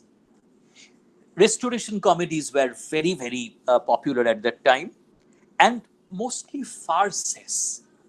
So again, what we do not have is a sophisticated or forget sophisticated. What we do not have is still in, the word that I am supposed to use is a native tradition, but I cannot use that because it's such a problematic term when we are talking about this particular country. So, but anyway, what we do not have is a local tradition as such. But in 1787, we have a play by Royal Tyler. It's called The Contrast. It's called the first all-American play, because this is a play which is written by an American playwright, performed in America, and the subject is also American. Now, what the subject is something interesting, because the title, as the title suggests, The Contrast, it speaks about the contrast between the Americans and the British. It satirizes people who are still following British customs, who are still following British, well, quote unquote, rituals. So what we have is and incidentally, they are calling these things British vices. So there is this attempt at creating this new identity, this completely new American identity. That is the attempt. And incidentally, this is just information. In 1789, I think the first American novel is being published. William Hill Brown's The Power of Sympathy. 1789 is an interesting year in the history of the world. So, but anyway, and what we have by the end of the 18th century, what we have is we already have 200 years of history of theater, 200 years of history of colonizing, pioneering, genocide. We have settlements, we have Puritans, we have 200 years of history, but still only 2 plays that we can mention as such. And but by the end of the 18th century, what we have is a lot of permanent resident companies. This is important because a permanent resident company means that they are installing themselves in cities. They are creating an identity. They are creating a company which is profiting. So they are establishing theater, if not an American drama, but the custom of theater is being established. And what they're doing, because there are several companies which are growing in the same city perhaps, competition as always is creating better acting. It is creating better infrastructure, because if you are to sell tickets, then you have to provide quality entertainment.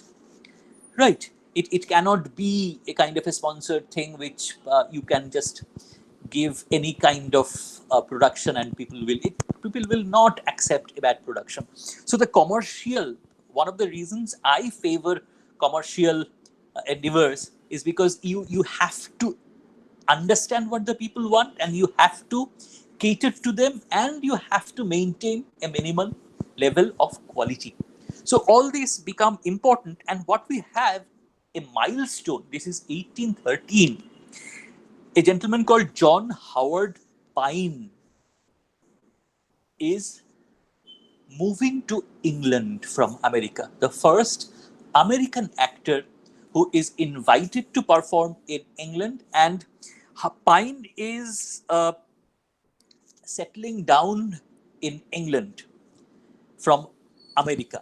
So this is a very important point because American stage finally had grown to the status where they could export talent.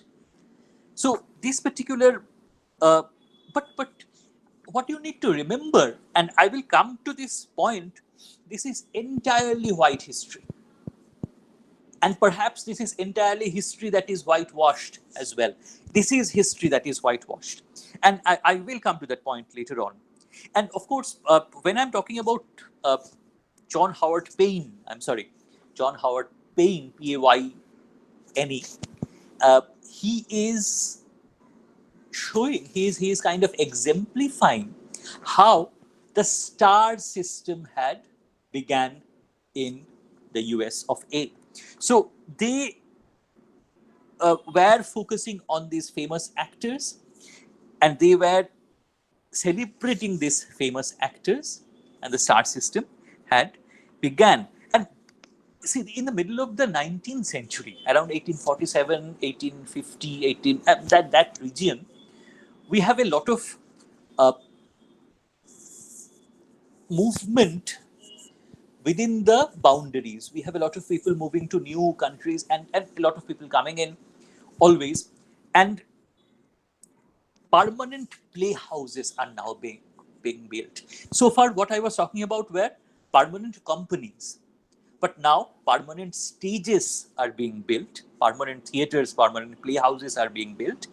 And the first three, one in St. Louis, this is 1837, Chicago 1847, and San Francisco 1853. And in 1850, a very insignificant street in a small town called New York is flourishing. And this street, as you may have guessed, is called Broadway. 1850, Broadway is becoming very significant. And very soon, Broadway would be rivaling the West End. So by the time we are looking at Broadway, we are looking at theater proper. We are looking at a celebrated, established idea of theater, but this is the point, not yet a tradition of drama as such. No major playwrights yet. In your history of American theater, you are not going to get a major playwright until beyond the scope of my discussion today. And one person may be mentioned at this point of time. He is called Dion Boucicault. He is writing a play called Octoroon, or Life in Louisiana. This play, 1859. This play is important because this play is dealing with the issue that was quite burning at that point of time. This is the issue of slavery. Octoroon is talking about slaves. Octoroon is talking about these issues. But the thing that it does not talk about is abolition. It does not. It introduces slavery, it talks about slavery, but it does not talk about the major concern, the major political idea that the civil war would be fought on very soon. Incidentally, of course, the slavery issue was being discussed at that point of time. A lot of novels were being dramatized. American novels were quite a thing by that time. And the novel, you can realize, you can immediately understand the novel that had been dramatized several times and were quite a point of interest at that time among the population was Harriet Beecher Stowe's Uncle Tom's Cabin. And you know, Uncle Tom, the Uncle Tom paradigm is not without its own complexities. The good slave paradigm that has its own politics, that has its own issues, but that is different because they were at least talking about slavery. It was not a taboo subject anymore. And of course, in 1861, the Civil War is breaking out. And it's ending quite soon.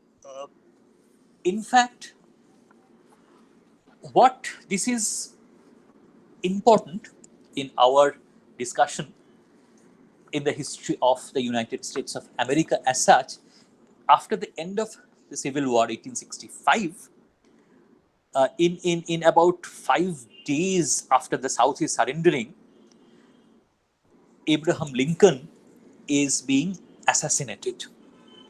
He is assassinated in a theater house. The play that was being performed is called Our American Cousin. It's an English play by Tom Taylor. And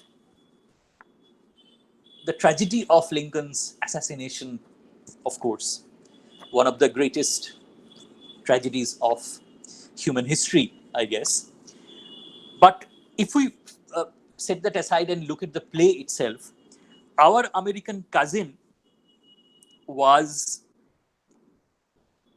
a play which is about an American who is going to England to for some property matters, and he is boorish. He is made fun of by his English cousins, Our American Cousin, a point of derision. But he is honest. He is hardworking, and this is the identity that the American population was becoming very satisfied with, very happy with. They were not looking for satisfaction. They were looking for this identity of being honest, hardworking people.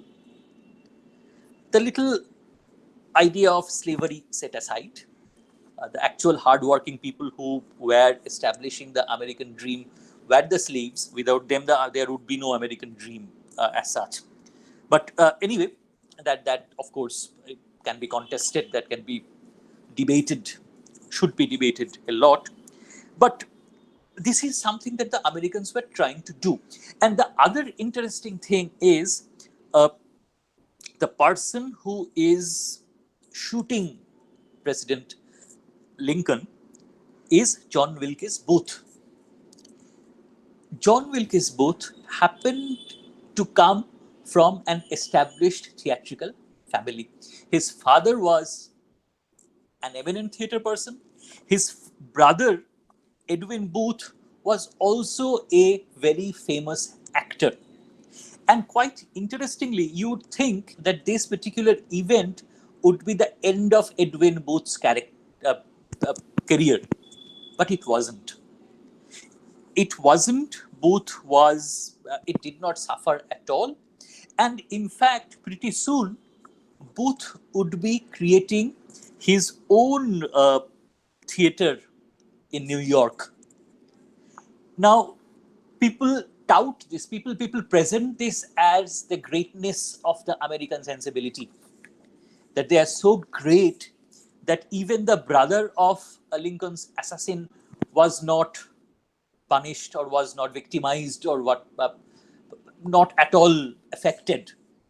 But my question is, what if this was not a white family? If this was a black family, the entire family would have been lynched. So whenever we talk about the greatness of such sensibility or such things, you need to remember that this paradigm of greatness functions as long as the white European ethnicity is there.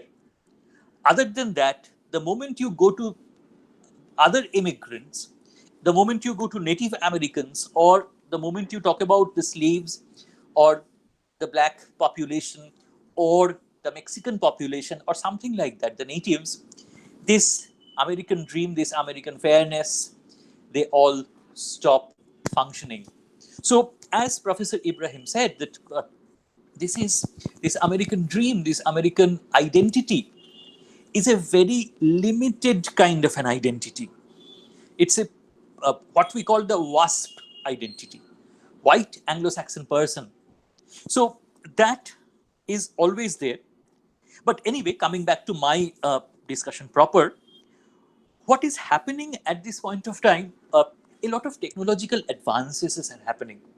One, we have the railroads are now much more spread over the country. So people are moving from one part of the from one coast to the other coast with greater ease. So people who are coming from across the Atlantic, they can travel a lot of to a lot of places, and this is spreading the popularity of theater everywhere. And but there was one issue, because theater wasn't properly legally established at that time. There were no copyright laws. So because there were no copyright laws, a lot of English plays were performed by local companies. In fact, there is this particular a company which had come from England. They were supposed to perform the play called HMS Pinafore by Gilbert and Sullivan, which was quite a phenomenon in the West End in England. They come with a lot of cost. It's a lot of money that they had to invest.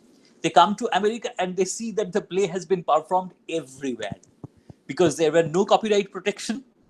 The play was already performed, so they could not really make any profit from their journey as such. Now, the one play that one might mention at this point of time, this is 1866. The play is called The Black Crook.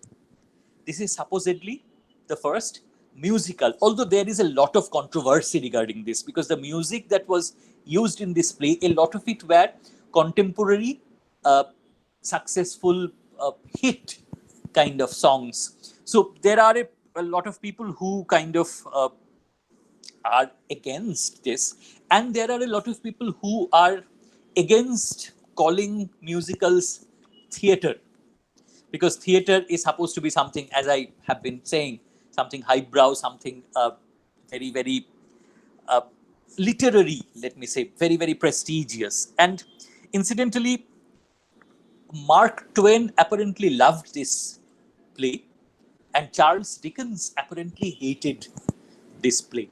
So you can see how the American response and the British response would be very different, because to the British upper class, stiff upper lip kind of a thing, this is unacceptable.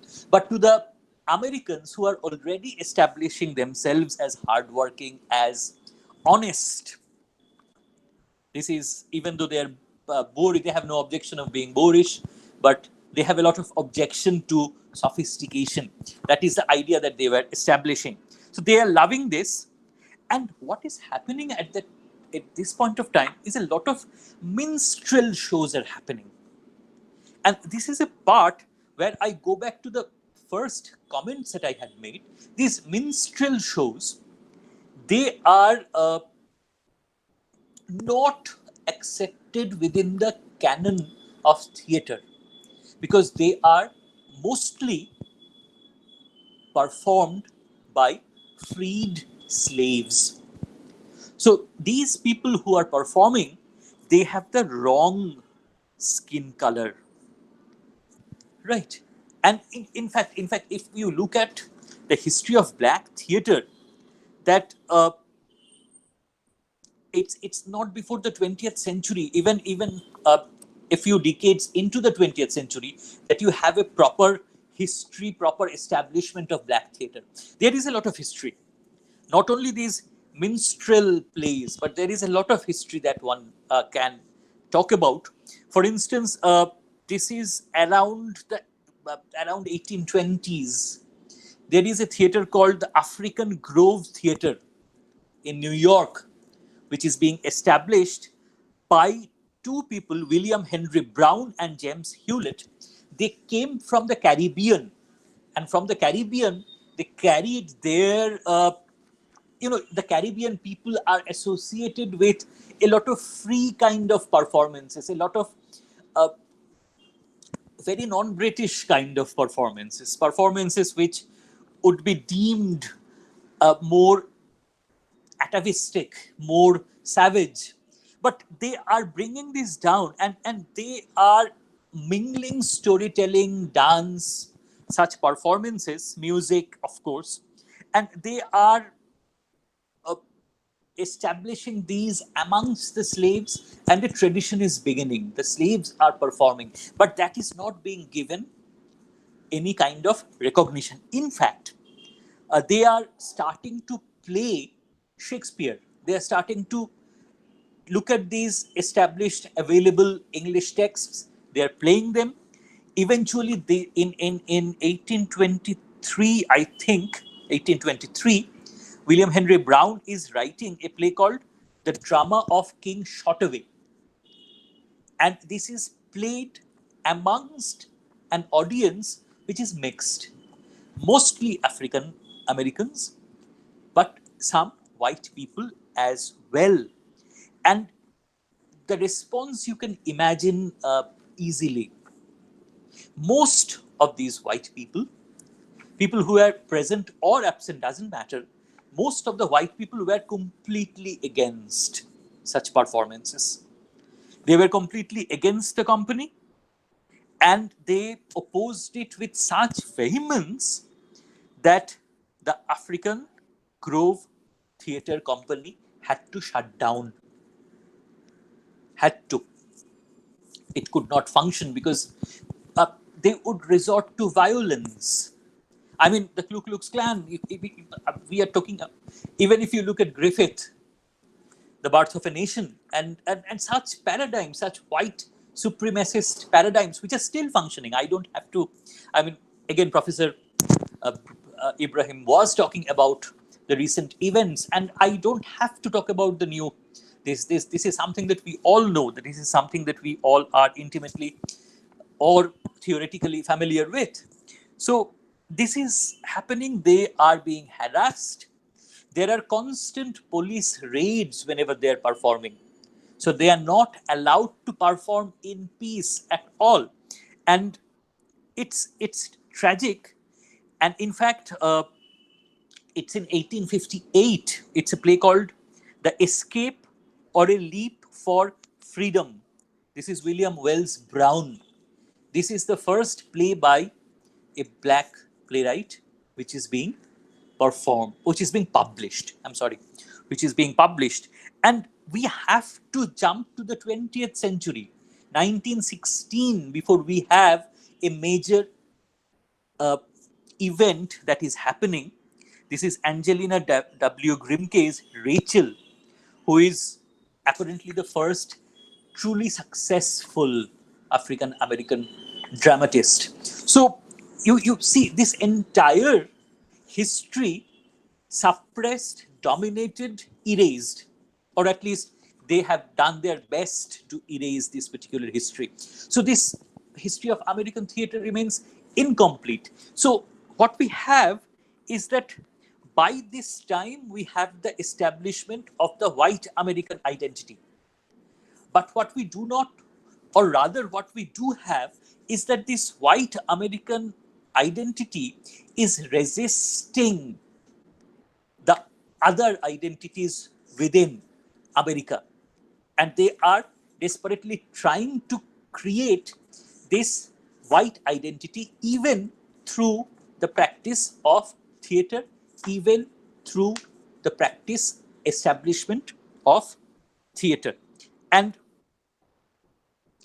in fact, think about it. I mean, we are still talking about, when we talk about American theater, we talk about white American theater.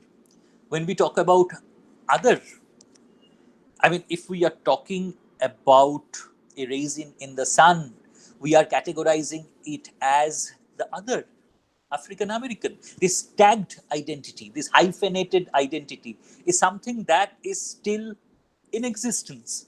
So the Americanness that is being established here is not an inclusive Americanness. And I just have 5 or 10 minutes maximum more. I'll just end, because the final section of my discussion speaks about the approach to the 20th century.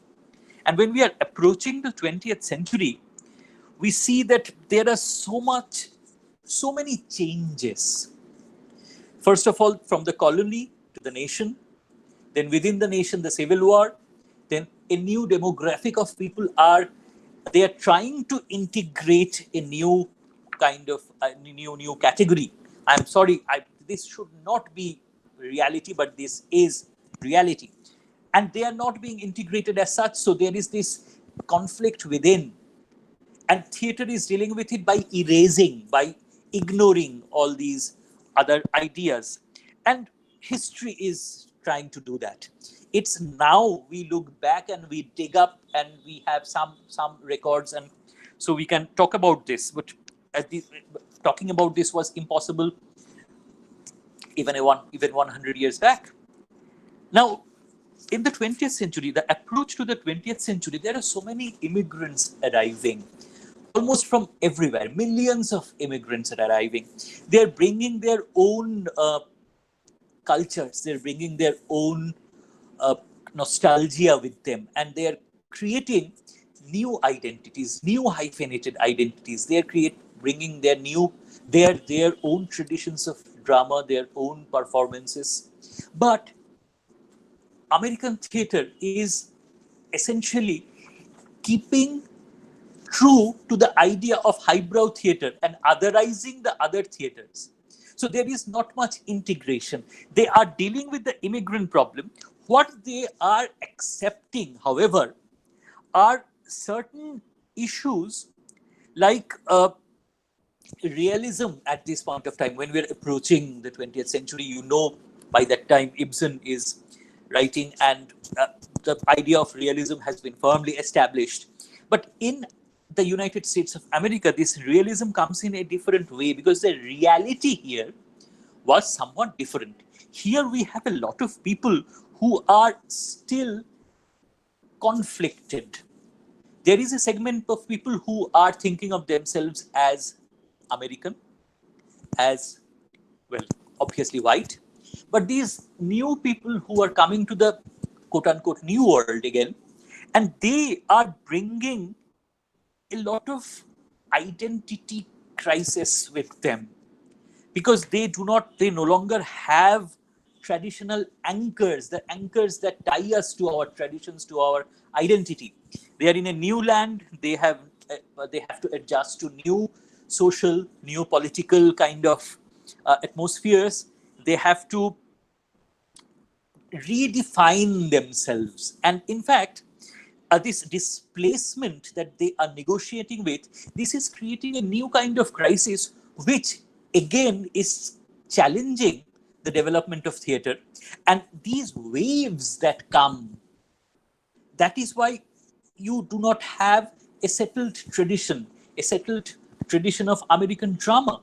In fact, many of these people are coming to the new world. They're looking at what is known as the American dream. And by this time, the American dream is essentially the American competition. It is defined by riches, it is defined by money, it is defined by success. And money, of course, is becoming the trademark, the kind of yardstick of success. So the idea of morality is different because American dream is redefining morality. The American dream is redefining heroism. Because if you are chasing success, then it's a selfish quest. The traditional idea of the hero was very different, but it's an entirely selfish quest, and people are not being able to adjust to this kind of uh, competition, this kind of uh, dream that they would eventually adapt.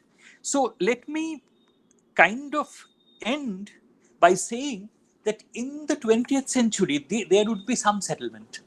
Even with the Great War and the Second World War, there would be some settlement because America will find its footing within a kind of a military atmosphere. But it would find its footing, and it would find an identity, and it would find its drama.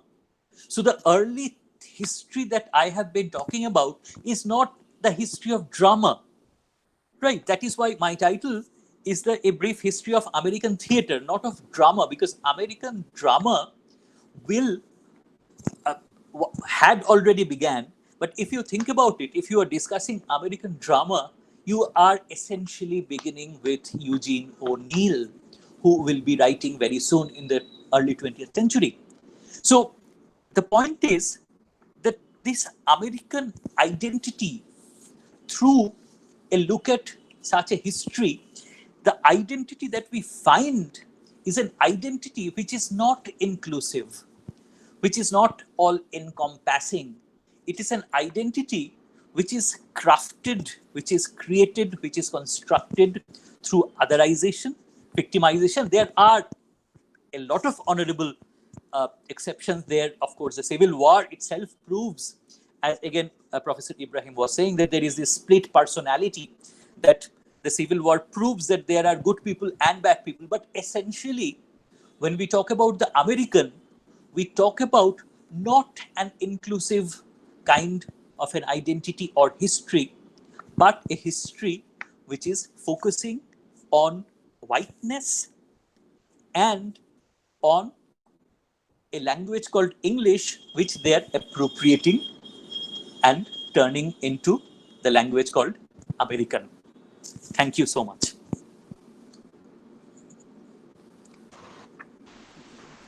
Thank you, Siddhartha, for your profound lecture. And to the participants, this had been a very interesting session for you. And I should not brief this session because it was self-explanatory in itself, as Siddhartha wrapped it up his lecture at the end. So we are running out of time, and so Yahya sir, you must have seen the questions sent to you in the YouTube. You can answer the questions by within 5 minutes, and Siddhartha, you can go through the YouTube link and see the questions that has been asked towards you. So Yahya sir, please. Yes, sir.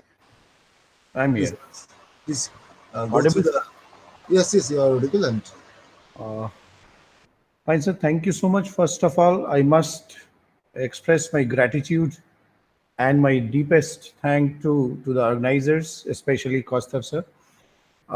When I went to the YouTube box, uh, I saw young friends encouraging me. So, being an old friend of these young friends, I am very humbly thankful to them. I found three questions actually. One was by Shekhar sir, Shekhar Jakhar, I think. The American dual identity of being hospitable and being hostile towards immigrants by articulating about the violence against them. And one was by Sangama, Wind and Sangama.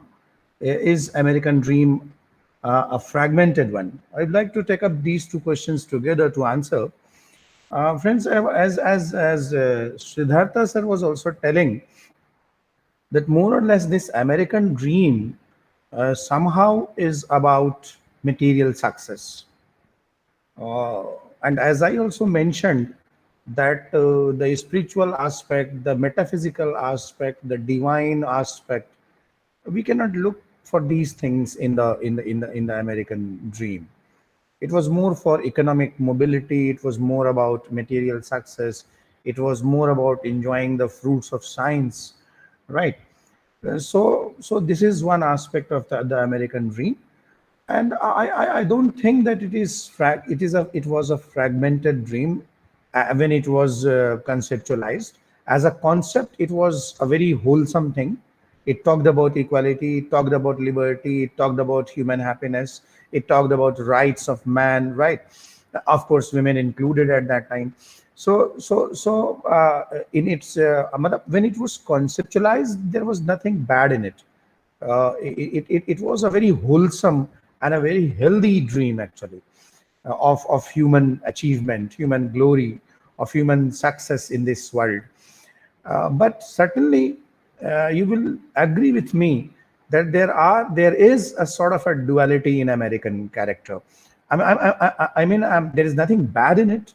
There is nothing bad in it. I'm not criticizing this. I'm not looking into the psychological aspect of this dualism or duality, but there is a binary thing in the American character. There is a duality in American character, as Jakhar was pointing, hospitable, hostile element.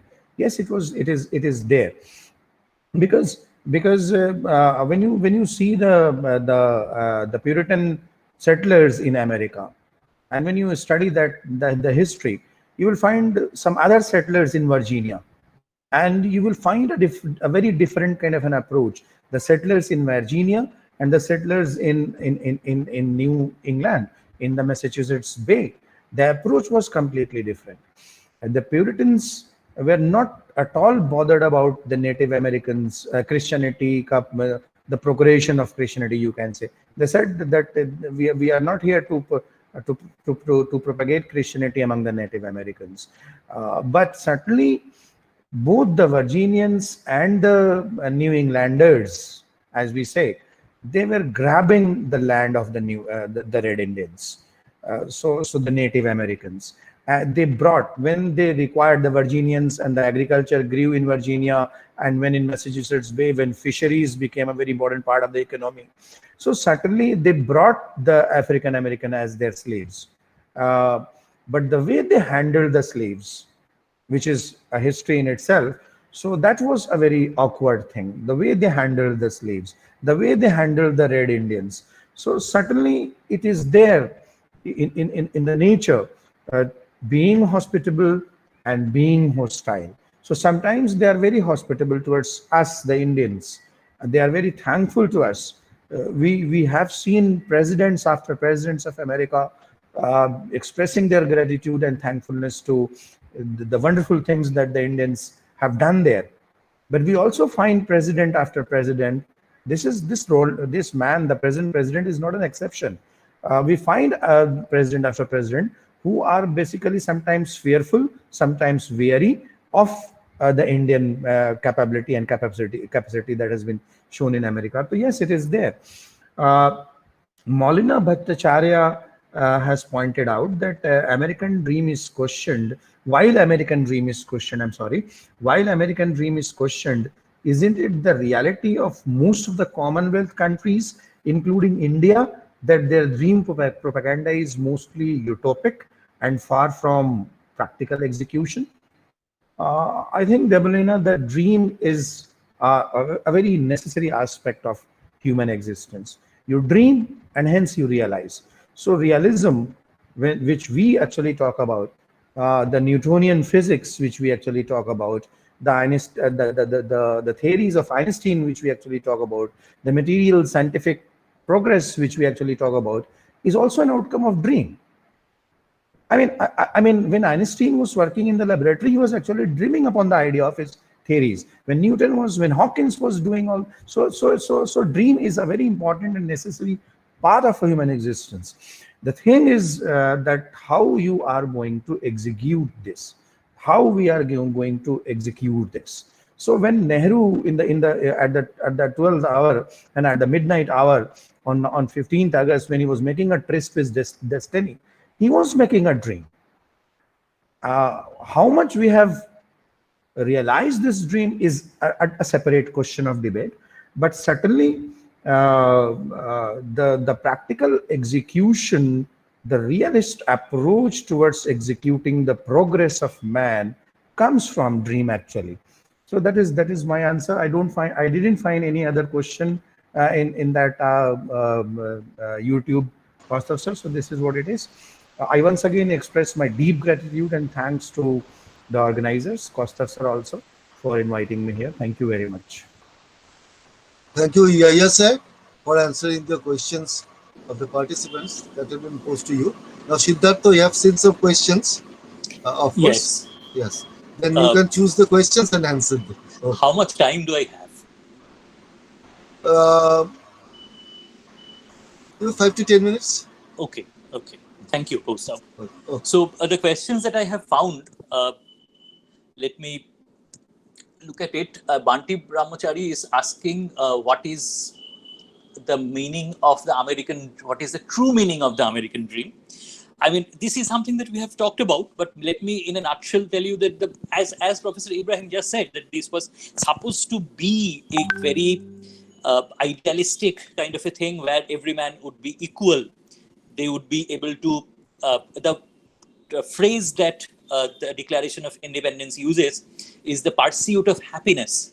That is something that each and every person would be able to do. But this became limited to the white population. And even then it became corrupted and it became this idea of earning money.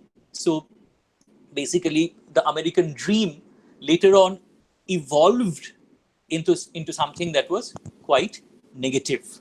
Now, the next question is, I will try to answer them quickly because I'm sorry if my answers are not entirely satisfactory, but time, I think I have taken more time than I should have. But let me just quickly try this. The next question is from Anushwa Chatterjee. Can we say that American theater was an extension of the Eurocentric ideologies that were being coerced into the American psyche as their own? Now, this is interesting because in the formation of what you call the American psyche, this anti-European idea had always been there.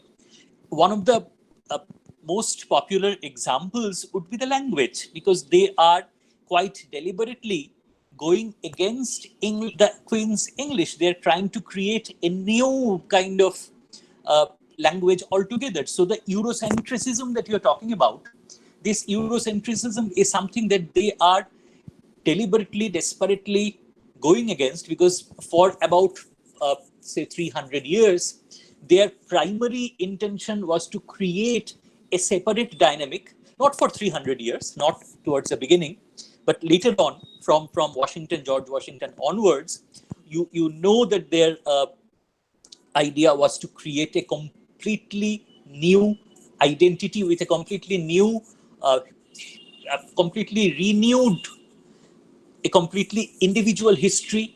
When they talk about their history, they do not go back to England. And when they are also creating their own philosophy, which is land-bound, which is very North American. So in many ways, they are going beyond the Eurocentric ideologies, and they are creating a new kind of paradigm. Now, Meghali Mitro is asking, for a culture so deeply molded by discrimination, where even their art from centuries ago is supremacist, how did America then come to be so widely associated with freedom? Meghali, I think, in personal opinion, this idea of freedom was something that they had been promoting for a long time, that this is the land of the free. I mean, if you think about the American a national anthem, the land of the free, etc. And if they were inviting people forever. They were saying that come and succeed, and now they are facing a problem with so many centuries of invitations. People are still going towards that direction. But the point is, I think this entire idea became strong only after the Second World War. Before that, there was this idea of freedom, there was this idea of success. It was a land of success, not entirely, nobody really bothered about freedom. I don't, in the narratives, if you look at it, freedom was not the idea, success was the idea. But the freedom thing came after the Second World War, where the United States of America also took up the role of the liberator. In the First World War, they got involved. In the Second World War, they were involved after Pearl Harbor. And slowly, if you look at the history after that, they have this illusion, I would say, of liberating. Not an illusion, they have this strategy of liberating, which is used in a different way. Freedom is a term, a concept that they use quite lightly, because freedom is, again, like in most other countries, limited to the privileged class. And everybody who does not share that privilege, they have no freedom. And this freedom, but the myth of freedom, even in the 1960s, 1970s, 1980s, 1990s, people thought that you could go to the United States of America and it would be the land of the free. But this myth was a military kind of myth. This myth was the result of dedicated, strategized propaganda. It's not an accident that we celebrate Marvel, 10 years of Marvel in India. Why should we? But we do. But this is the kind of thing, we kind of think about Captain America. Why should we? But we do. So this is the idea that they have managed to create this myth where somehow even now the association of freedom with their country is there, although history proves definitely otherwise. I know this is not satisfactory, but let me go on to the next question. There are a few. Savita Talele, I think, says, while identity was already present, then how come white identity was being created via drama? Please explain. Then what about black identity formation? White identity was always present, but they were trying to create the white American identity. They were not happy with their white European identity anymore. So while they were creating the white American identity, they were consciously blocking the other ethnic identities. They would not allow yellow American identities, they would not allow brown American identities, and they would not allow definitely black American identities. So we still have those hyphenated things. I mean, an Indian American perhaps would not be called American. And let me ask you this question. If somebody says that an American is coming, what would you imagine? Would you imagine a black person or would you imagine a white person? So just think about it. You might. I mean, you might be very fair, you might be very open. But essentially, when the term American is said, still we, majority of us, think that it's a white person. So the next question is from Ambreen Kharbe. Beside diaspora writers and African American writers, do American writers also face problem of identity crisis? Definitely. I mean, this is something that is there. Because within the Americanness, this is something Dr. Abraham also said, whether you succeed or not gives you identity. Success gives you identity. So even if you are white, I mean, that is what Death of a Salesman is all about. That is what Miller is writing about. And let me jump to the next question. Did the Civil War bring any obstacles to American theater? Not to theater as such. I mean, apart from what war does, war always brings obstacles to everything. But the development of American theater was not really hampered by the Civil War. What hampered What would have hampered was the influx of the black dramatic narratives. But the African American histories that were now, because they were free, they wanted to express themselves, but they successfully blocked that. So that did not really, that kind of uh, problem they did not allow to arise at all. Then the next question is from Maulina Bhattacharya. A concept of English theatre, carnivalesque or slash carnivalesque, liberated established order where American theatre is promoting racial despotism and destructing nativity in theatrical canon. What's your take on it? Destroying the native element in the canon, definitely. I would not really want to talk about the carnivalesque in this, because the carnivalesque would be a different theoretical proposition altogether. The theater and the carnivalesque are, of course, closely associated. But here, I think the reversal of the carnivalesque is also functioning in a political way. Because the moment you are otherizing, the carnivalesque can be inclusive, but you are using the carnivalesque to otherize as well. Maulina, I'm sorry, this is not the proper answer, but this would require further discussions. Perhaps we can do it. You can always email me or later. Pooja Pal is saying, what was the corruption in theatre? Corruption in the sense from an ideological, ideal point of view, theatre should have been all-inclusive. The corruption that we see, I mean, apart from the normal idea of the corruption, what I say is a corruption, it was corrupted because it was partial. That is the kind of corruption one might think of. The last question is from Orko Provo Rai Chaudhuri. Sir, while English drama pleased through violence and other elements in its wake, did the American theatre provided a sort of vent for a highbrow audience post-settlement and civil war? Definitely.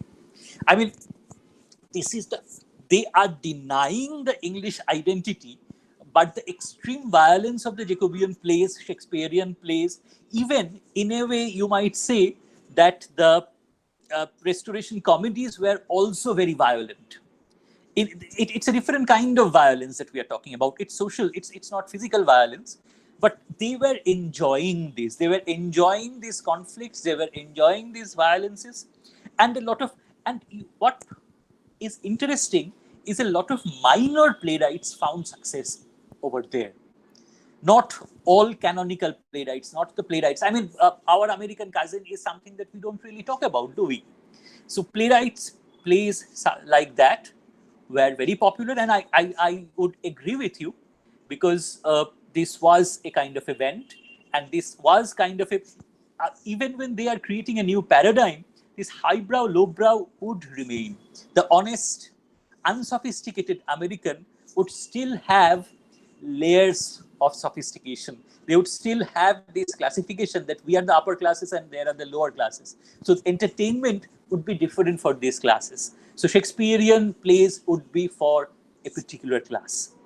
So in a way, the new classifications were also beginning. So thank you for this question, Orko Provo. This is a point I had missed. So let us end. I believe there are more questions, but it's already past 7.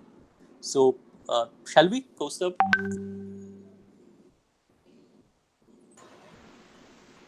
No, we have already passed 7 and it's time to close now. Now, I express my sincere thanks to our resource persons, Yahya sir and Dr. Siddhartha Vishwas, both of you, that you have responded to our appeal and have presented two very interesting sessions. And the participants and the feedback in the YouTube chat shows that how eager the participants were and how they rated it. And my sincere thanks to Mr. Srikanto Boshak, our technical help from Creative Mart, for streaming the inter-webinar through YouTube. And I also thank Iftikhar Rahman for hosting this webinar, and my IQAC coordinator, Dr. Prashanjit Shah, for making the flyer and everything and making all the works and the jobs behind this webinar. And so thank you all the participants. Soon a feedback link will be sent at your email. Please answer the feedback link, fill up the forms, and then after the submission, you will get your e-certificates. And thank you and good night to everybody. Good night, Siddhartha. Good night, Good, Yaya sir. good night, Gustav. And thank you Good once night. again for thinking of me. Good night. Good night, sir. Okay. Thank you so much. I will think of you too again. That's Okay. Okay. absolutely Again. fine. Okay. So good night, everybody. So thank you. And so Thank you, sir. the webinar is closed now.